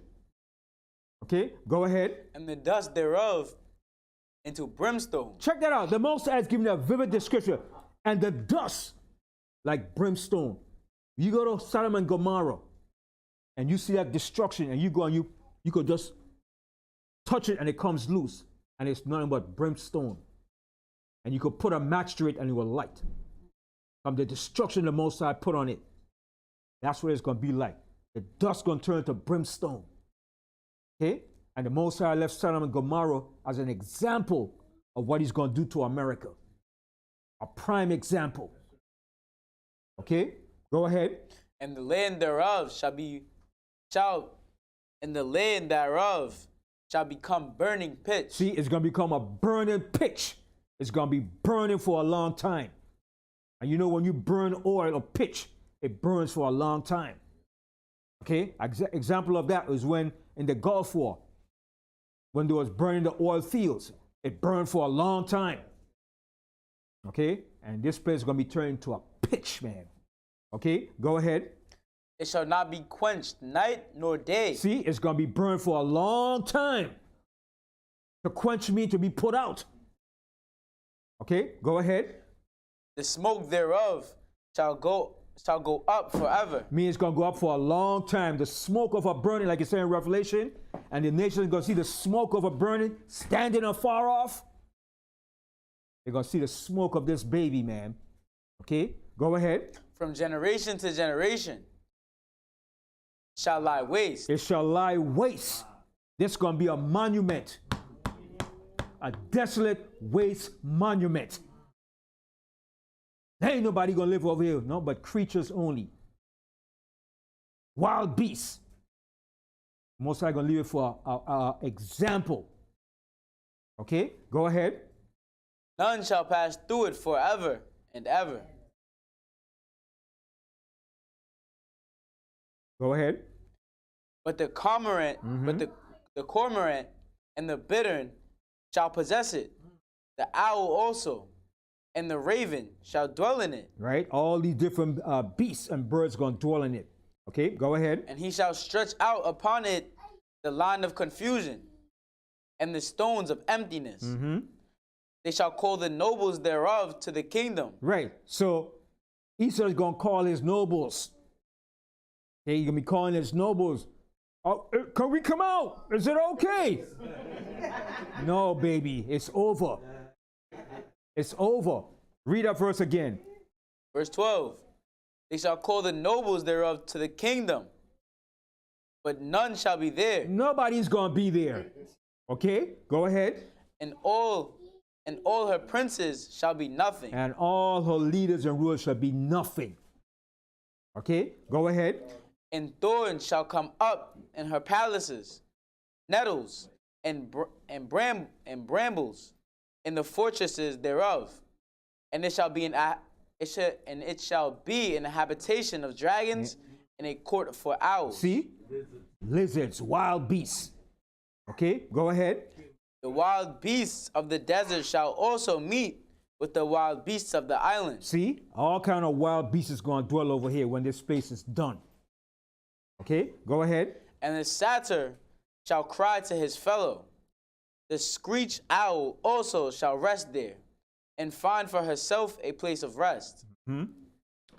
There shall the greater owl make her nest, and lay, and hatch, and gather under her shadow. There shall the vultures also be gathered, everyone with her mate. And why is the vultures going to be there? To eat some carcasses, man. They got to eat, man. They need some food. Okay, go ahead. Seek ye out of the book of the Lord, and read. No one of these shall fail. See, no one of these prophecies shall fail. None.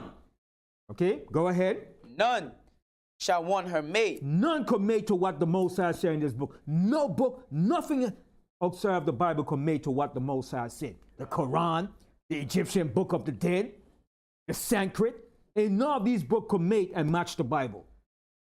Go ahead. For my mouth it hath commanded. The Most High said his mouth has commanded because he put it in the spirit of the prophets to write it down.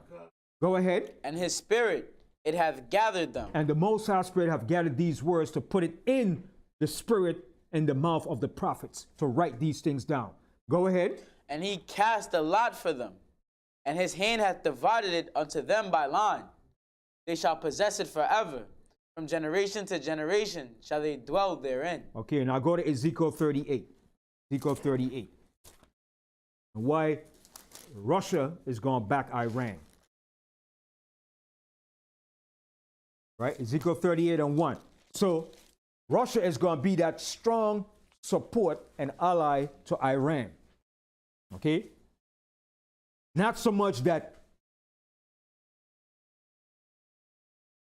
Russia has anything in common with Iran, because they're two different people. But the Most High is using that as a balance, as a checkmate against the opposing side. All right? Against NATO and the other European powers along with America. Okay? But it's going to be a sad day for this country, man. Okay? Because a lot of countries eventually is going to turn against this whore. They're going to turn against this whore, man. What they're doing now, they might have the big hooray and the last laugh. But in the end of this thing, man, it's not going to be beautiful, man. A lot of nations going to turn against this whore. Okay? And you know you like a whore because you want to continue buying from her. The price is good. How much? Okay, I'll pay for it. But eventually in that day, everybody said, no, I don't want no more with that whore. They're going to torch that whore, man. The price is no good no more. All right? The price is not good. Nothing is good no more. It's all used up. All right? And that's going to happen. The Most High, but the Most High is so good how we put words in such a poetic way, man. And when you read it, you guys say, damn, the Most High is something else, man. Let's read it. Let's read it. Let's go to Revelation 17. All right? The Most High is so good how we put words, man.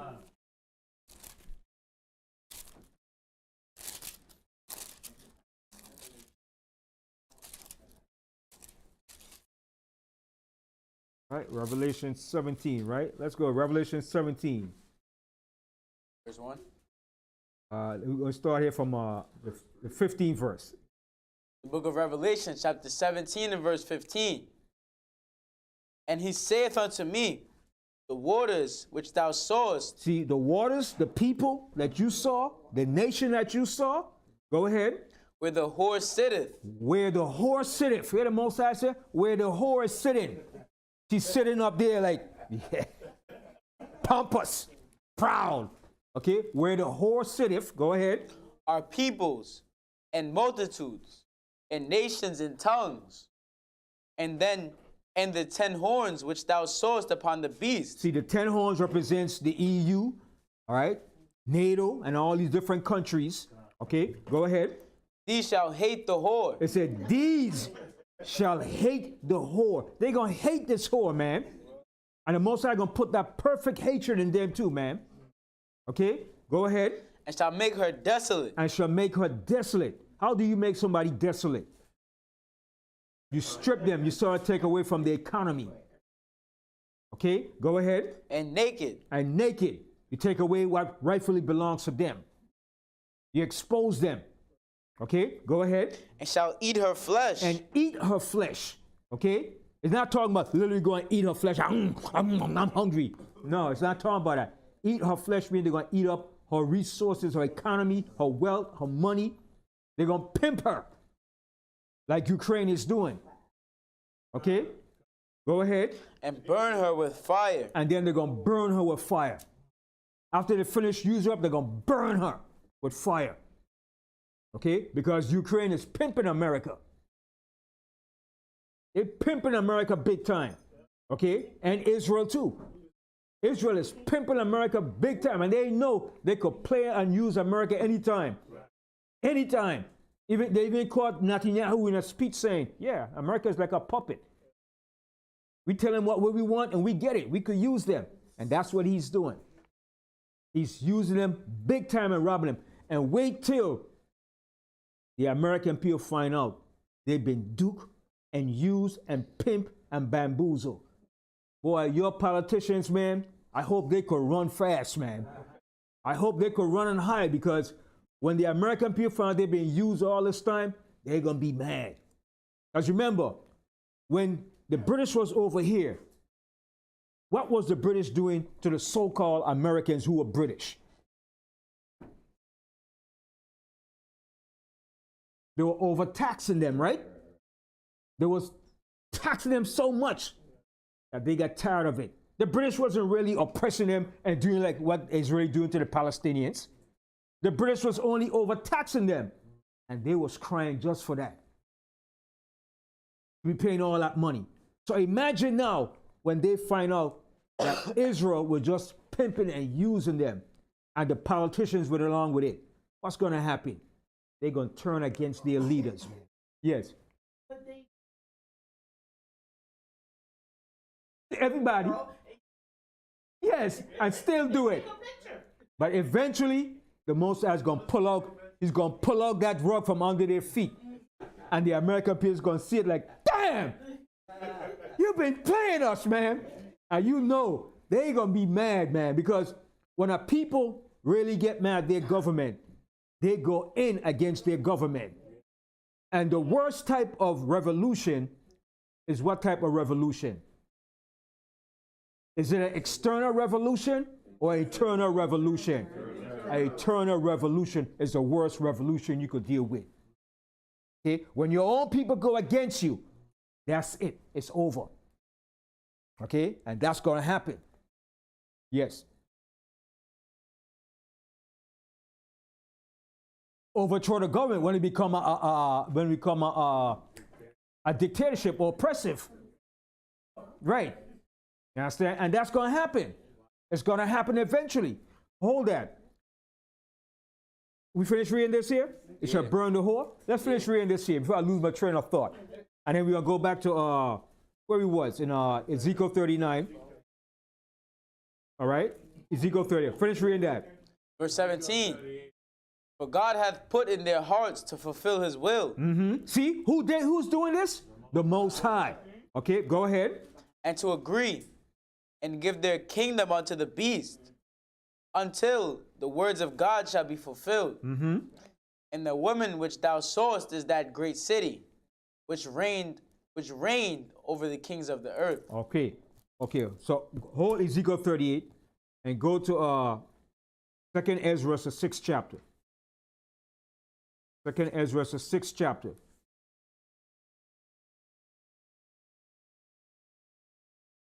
Yep, in the Apocrypha. 2nd Ezra, the 6th chapter.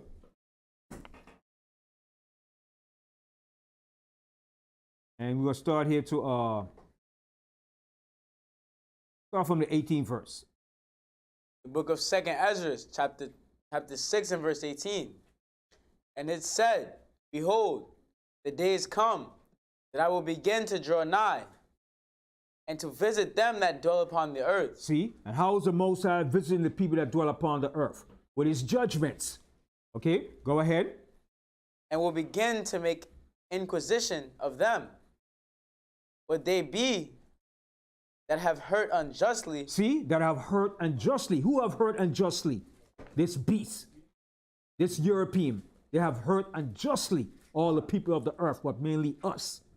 All right, go ahead. With their unrighteousness. With their unrighteousness. Go ahead. And when the affliction of Zion shall be fulfilled. See? Check it out. And when shall the affliction of Zion be fulfilled?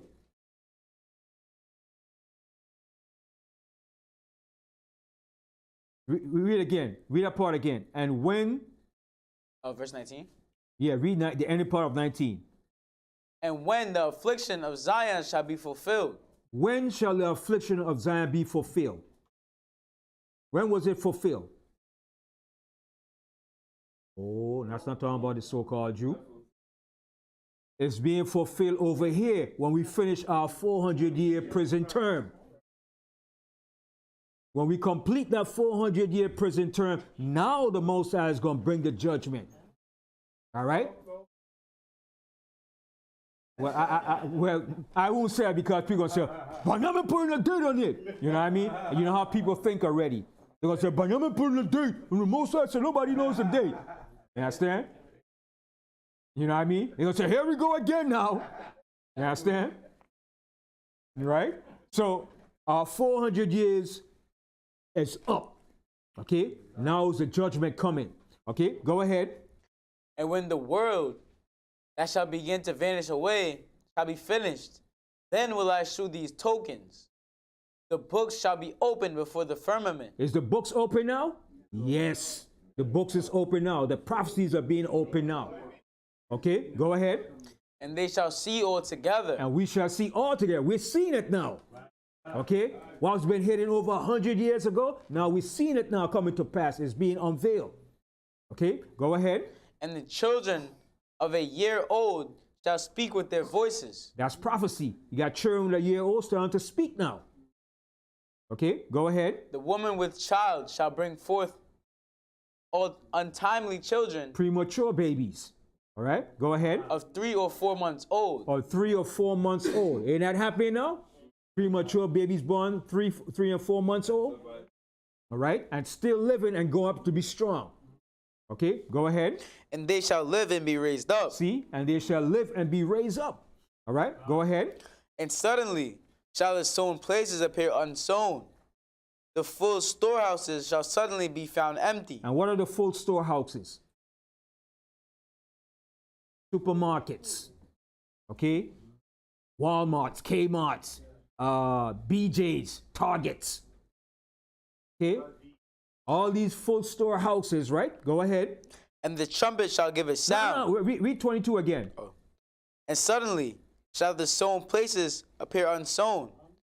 The full storehouses shall suddenly be found empty. It's suddenly going to be found empty.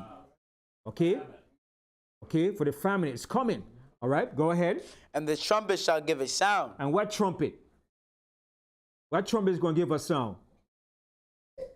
The trumpet that Esau uses, the signal, the national emergency signal.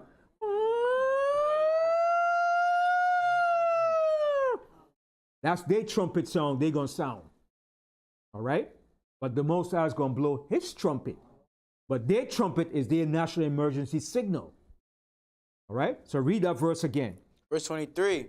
And the trumpet shall give a sound, which when every man heareth, they shall be suddenly afraid. Yeah, in that day, when them bombs are shut off, you're going to hear.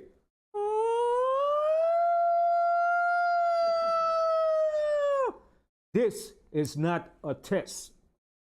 This is an actual state of emergency.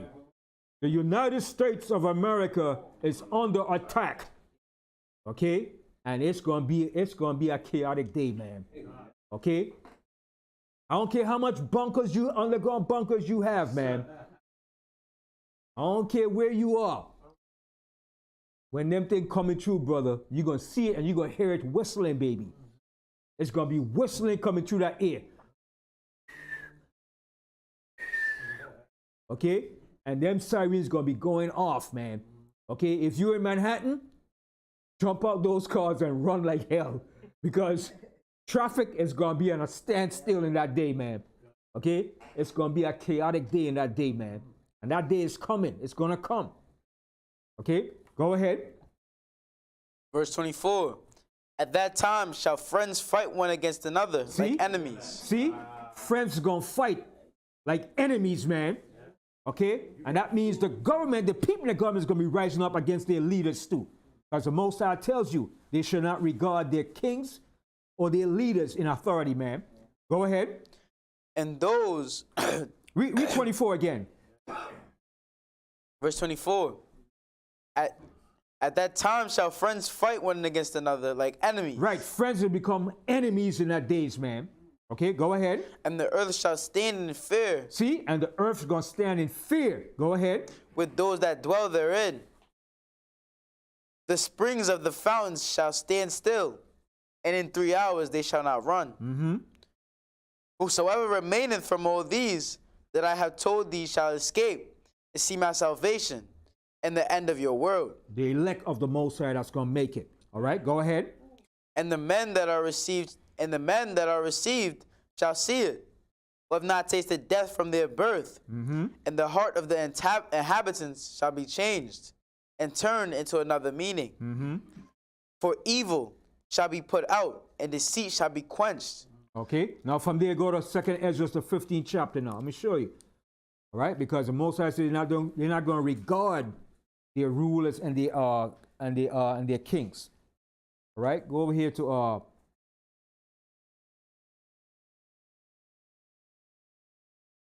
read 2nd Ezra.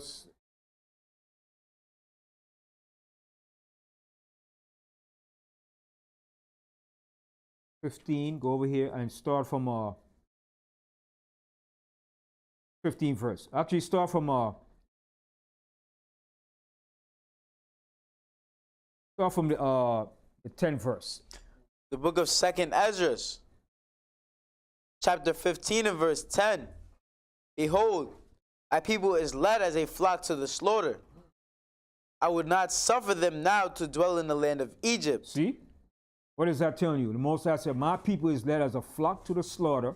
and I will not suffer them now to dwell in the land of Egypt. Are we dwelling in Northeast Africa now?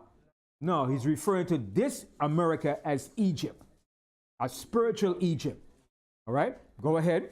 But I will bring them with a mighty hand. See, but I will bring them with a mighty hand. Future. All right, go ahead. And a stretched out arm, and smite Egypt with plagues, as before. Check that out. That's plain. You can't get around that. The Most High said, I will smite Egypt was plague as before. So I mean, it's a second time he's doing this. He smite the first Egypt. Now he's going to smite this Egypt with plagues. And the plagues is that destruction that's coming. All right, go ahead. And will destroy all the land thereof. See, and will destroy all the land thereof. Go ahead. Egypt shall mourn, and the foundation of it shall be smitten with the plague and punishment that God shall bring upon it. See, that the Most High is going to bring upon it. Go ahead. They that till the ground shall mourn. Who's they that till the ground? The farmers. Right, go ahead. For their seeds shall fail through the blasting and hail, and with a fearful constellation. Woe to the world, and them that dwell therein. For the sword in their destruction draweth nigh, and one people shall stand up and fight against another. And that's going to happen. All right, go ahead. And swords in their hands. And swords in their hand. What's the margin of their swords? Guns. AR-15. Okay, 8Ks. Okay? Heckle and Koch. All right? 45s, man. Semi-automatic, man. Long gun rifles, man. Sniper rifles, man. SKs, man. Listen, and these preppers and these different white militia group, they got a lot of ammo. One guy said he been storing this for 40 years. He said he got so much he could share with anybody that needs weapon. 40 years he been stacking up and saving. Okay? So this thing is going to be a nasty thing. And when they hear there's Arabs in this country too, when they hear there's Iranians in this country too, because the Most High said their enemies are right within the gates of this country. The Most High said the gates of your land is wide open. Everybody is here. Okay? The melting pot. Okay? Go ahead. Verse 16. For there shall be sedition among men. See, there's going to be sedition among men. Go ahead. And invading one another. They shall not regard their kings nor princes. Who's their kings? The presidents, the governors, the mayors. They ain't going to listen to them. All right? Read that verse again. Verse 16. For there shall be sedition among men, and invading one another. They shall not regard their kings nor princes, and the course of their actions shall stand in their power. And what does that mean? When it said the course of their actions shall stand in their power. Whatever they seem fit and right to do, they're going to do it. Okay? If they say a politician got to go, he's going. And they're going to form that militia because January 6th proved that. January 6th was a prime example of that. And they said they had a lot of veterans and militiamen up in that place, man. Yeah. Men that knew about weapons and how to go to war was up in that White House, man. Okay? So that's just a taste of what's to come.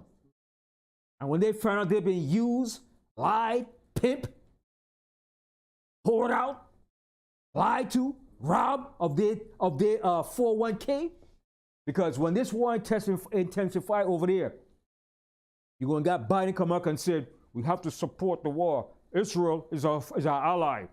We need you to sacrifice your 401k because the country's going to go bankrupt. That's what they're doing. They're bankrupting the country so they could bring in that CBDC. That's that central bank digital currency. Yes. Yes, I heard it on the news. Yeah, that's what they're going to do. They're going to bring in the draft, and some white boys are going to be mad as hell. They're going to grab their guns. You're not going to sucker me like you did in Vietnam. I'm telling you, this thing is going to be nasty, man. Right? Because information, the Most High said, knowledge shall increase. Okay? And people are searching up and looking at things now, man. Ain't like before people just like sucking up what the media is saying. They're listening to the media, but they're weighing what the media is saying and checking out other sources. And it's one thing about white Americans. I have to give it to them. Even though they're a bunch of hateful, prideful, arrogant people, they do their homework. They do their research. I have to give them that. They check out things, man. They check things out. When they push to the edge, they check things out, man. All right? And they will make a diligent inquiry. Okay? Go ahead, finish reading that. Verse 17.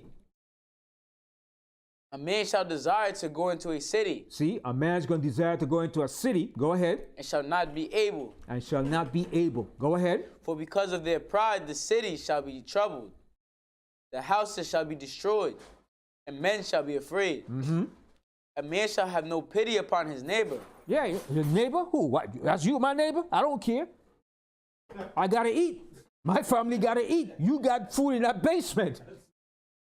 You understand? Listen, when hunger kicks in, everybody loses the rationale of being civilized.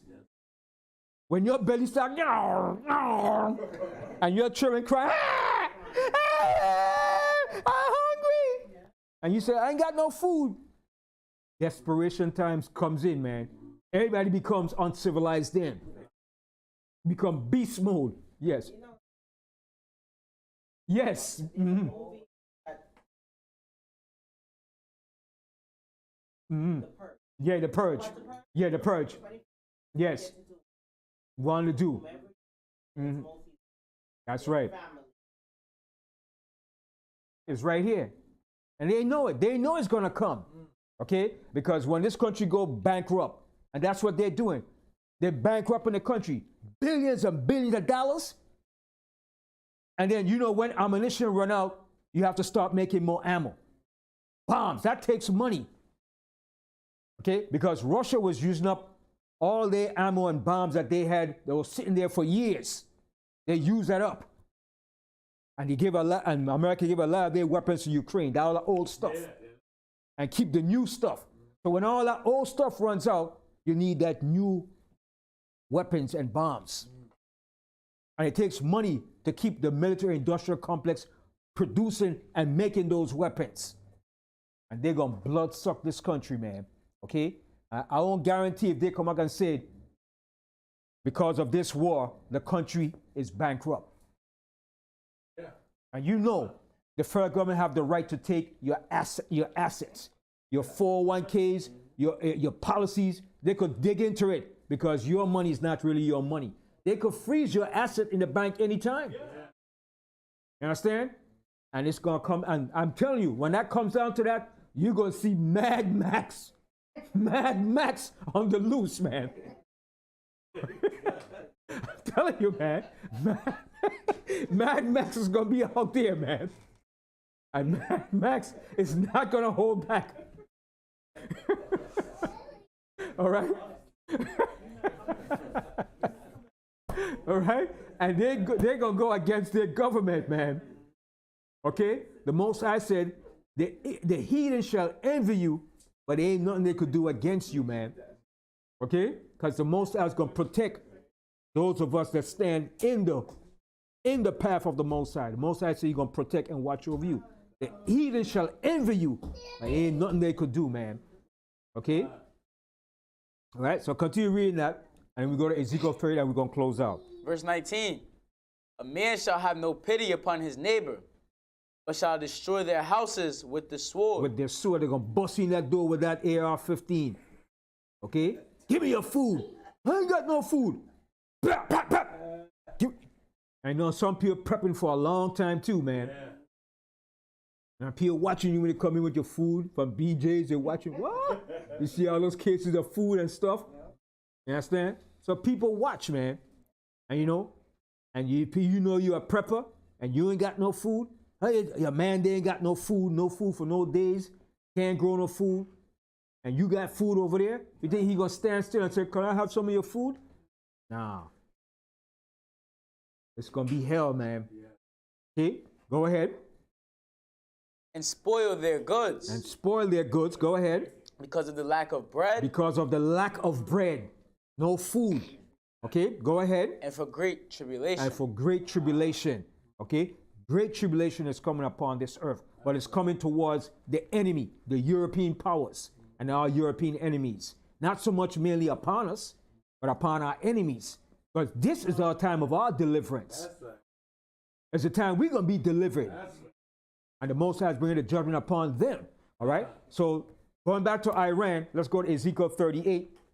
All right? Because Russia has gone back and support Iran in this final analysis. So when America step up that game, it's on. Okay? And a lot of generals know that what America is dealing with is leading up to Armageddon. Okay? Listen to General McGregor. Okay? To Scott Ritter, a former Marine. They all see this is leading up to Armageddon. All right? Salenti, this guy named Salenti, Gerald Salenti, they all said it's building up to that. They see it. Okay? It's building up to Armageddon. And America talk all that talk, but don't think they're not scared. They're worried. Okay? Ezekiel 38. Ezekiel 38, and read the first verse, and we're going to close out from here. The book of Ezekiel, chapter 38, and verse 1. And the word of the Lord came unto me, saying, Son of man, set thy face against Gog, the land of Magog. Okay, so Gog and Magog were the sons of Japheth. Okay, now today you have the Russians that living in that land of Gog and Magog. Now today the Russians represent Gog and Magog, the true sons of Japheth that was living in that land. Okay, go ahead. The chief prince of Meshech. The chief prince of Meshech, all right, which represents Moscow. All right, Meshech was also some of the sons of Japheth. All right, go ahead. And Tubal. And Tubal, go ahead. And prophesy against him. And the Most High said, prophesy against them. So the Most High is going to use Russia as that balance to come against America. All right, go ahead. And say, thus saith the Lord God, behold, I am against thee. So the Most High is against them too, but he's going to use them for a purpose. Okay, go ahead. O Gog, the chief prince of Meshech. The chief prince of Meshech, go ahead. And Tubal. And these are all the areas up there in Russia and around that area. Okay, go ahead. And I will turn thee back and put hooks into thy jaws. So the Most High is turning them back from what they was following, democracy, and back to hardliner being Russians. Putin, go back to being who you are, that hardliner. Because Putin kicked out all them friggin' aristocrats and the oligarchs that was controlling his country. He said, get the hell out or I'm killing you. He got them out. Putin is a bad dude. And guess what? Putin means what he say and he does what he says. He doesn't joke around. Okay? If Putin said it's going to war, we're going to war today, you better believe you're going to war today. Understand? He's a serious dude. Okay? Go ahead. Verse 4. And I will turn thee back and put hooks into thy jaws. So in a spiritual sense, the Most High is turning them back. In a physical sense, it's like you put hooks in the jaws of a person, you pull them to steer them to your direction. So the Most High is putting a spiritual hook in Russia to guide them. He's guiding them to his position. He's directing them to what he wants them to do. All right? Go ahead. And I will bring thee forth in all thine army, horses and horsemen, all of them clothed with all sorts of armor. All sorts of armor they have. Missiles, bombs, everything. High-tech weapons, man. Okay? Go ahead. Even a great company with bucklers and shields. Even a great company with bucklers and shields. Go ahead. All of them handling swords. All of them handling weapons. Okay, go ahead. Persia. See, the first on the list is Iran. That's the first ally, Iran. All right? Go ahead. Ethiopia. Ethiopia, which represents even some of those South Africans. Okay? Some of those people down there in Somalia. Okay? Eritrea. All right? the Sudan, okay, the Congo, Angola. Yes.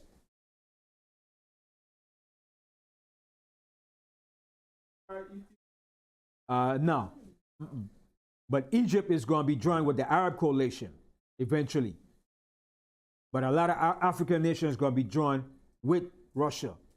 All right? A lot of African nations, man. I could see South Africa. I could see the Congo. I could see Angola. All right? I could see the Sudan. All right? Probably Zimbabwe too. All right? It's going to be joined with Russia in that day. Okay? Go ahead. And Libya. And Libya. Okay? This Libya, right? North Africa. Morocco, they're going to be joined with them too. Even Morocco is protesting against what they're doing too. Okay, go ahead. With them, all of them, with shield and helmet. Gomer and all his bands. And Gomer represents Turkey. Okay, Gomer represents Turkey. Okay, go ahead. Gomer and all his bands. The house of Togarmah, that's all up there in Russia and around Turkey and all that area. Okay, go ahead. Of the north quarters. Of the north quarters, go ahead. And all his bands, and many people with thee. And many people with them. Okay, so when that war intensifies, people is going to start to choose sides.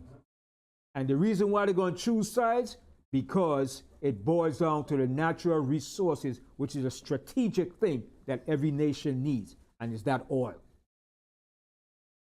Okay? India is going to eventually have to choose the side of Russia because they need that oil. India imports more oil than America. Why do I say that? India has a larger population than America. India is the largest democracy, not America. India is the second largest population on the earth. India is a big, big continent. And it's a growing economy. So they need that oil. And the oil that they're getting, 90% of it comes from Russia. So they can't go against Russia. So the more likely they have to go against America because Russia is a closer ally, neighbor to them that supplies them with oil. If they can't get no oil, they're in a jam. So eventually they're going to have to choose the side of Russia. They can't choose America's side. They can't choose. America is going to be on the losing side.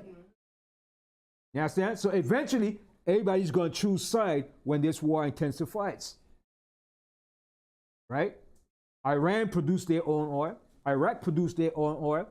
The Arabs, Saudi Arabia, Oman, Kuwait, Dubai, the Arab Emirates, they all produce their own oil. America has to get their oil imported. Israel have to get their oil imported. So you see what's going to happen. And then those big ships, those carriers out there, eventually have to be refueled. Where are they going to be refueled? See, you have to think about all those logistics. Eventually, it has to be refueled. Those planes, those bombers have to be refueled. Where do they have to refuel?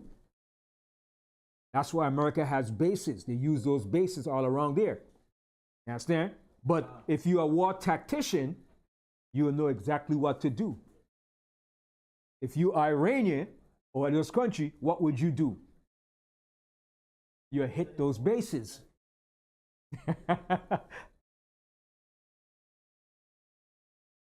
Some of it, but most of it come from Canada. From Canada. About 70% of American oils come from Canada. That's the domestic oil. Right? But once you overseas, you have to get your oil from where?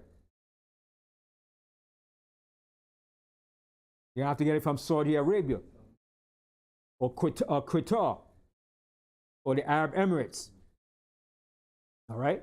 But eventually those nations are going to turn against America. So what's going to happen? America is going to be out there like a floating vessel with no fuel. You understand? So you see why it's a strategic point? Why nations going to choose side eventually when it intensifies? Because all Iran got to do is two things. Close off the Straits of Hormuz, and nobody gets no oil.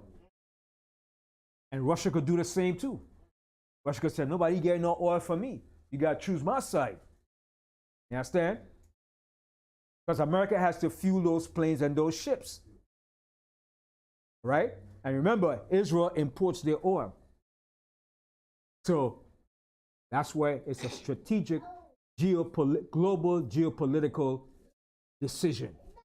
That's what it's boiling down to. Okay? And if you're a military tactician, you have to know these things. That's why it's pivotal for America to get their carriers and their ships in that area to hold on to the strategic positions. All right? But the Most High got a trap for them. Remember the Most High said they have dig a pit and they're going to fall into the pit that they have dug. Most High have laid a snare for them, a trap. Right? So we're going to end this segment here. All right? And I hope everybody got a little bit of understanding. The listening audience that's watching. Right? And Israel, all we have to do is stand in the paths of the Most High. Right? Stand in the counsel of the Most High. Repent. Hold fast. And just watch this great movie, this great theater go down. All right? And just give the Most High praise and thanks. Before go to Jeremiah, the 6th chapter. Jeremiah 6, where the Most High says, stand ye in the paths and ask for the old ways. That's all we have to do. Stand in the paths of the Most High and watch the Most High do his thing. Jeremiah 6.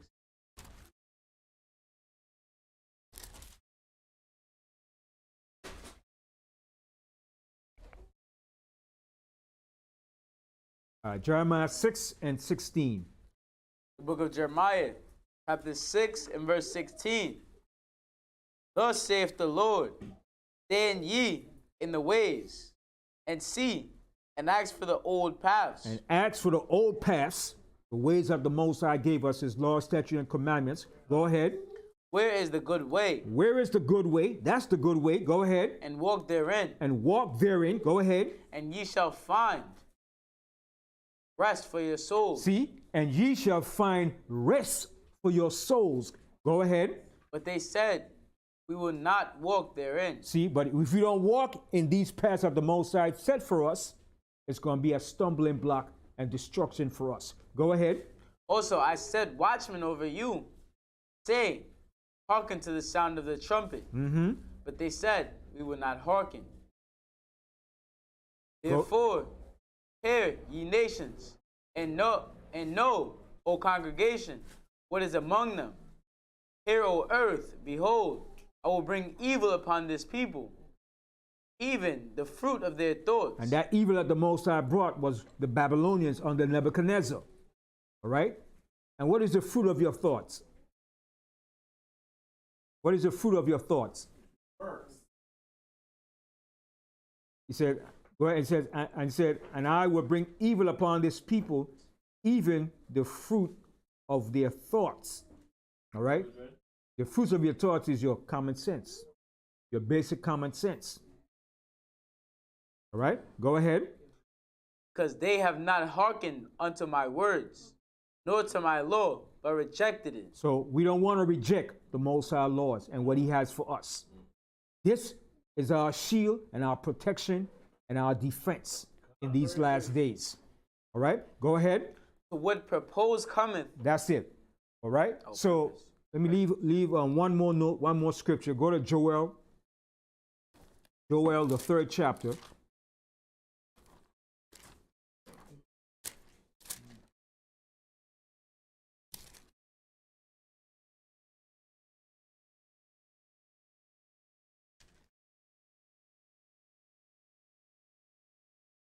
Joel 3 and 16. Book of Joel, chapter 3 and verse 16. The Lord also shall roar out of Zion and utter his voice from Jerusalem, and the heavens and the earth shall shake. The heaven and earth's going to shake because of the great destruction. Go ahead. But the Lord will be the hope of his people. See, but the Most High is going to be the hope of his people. Go ahead. And the strength of the children of Israel. And the strength of the children of Israel. So with that, I say hallelujah and all praises to the Most High. Kwame Yasharala.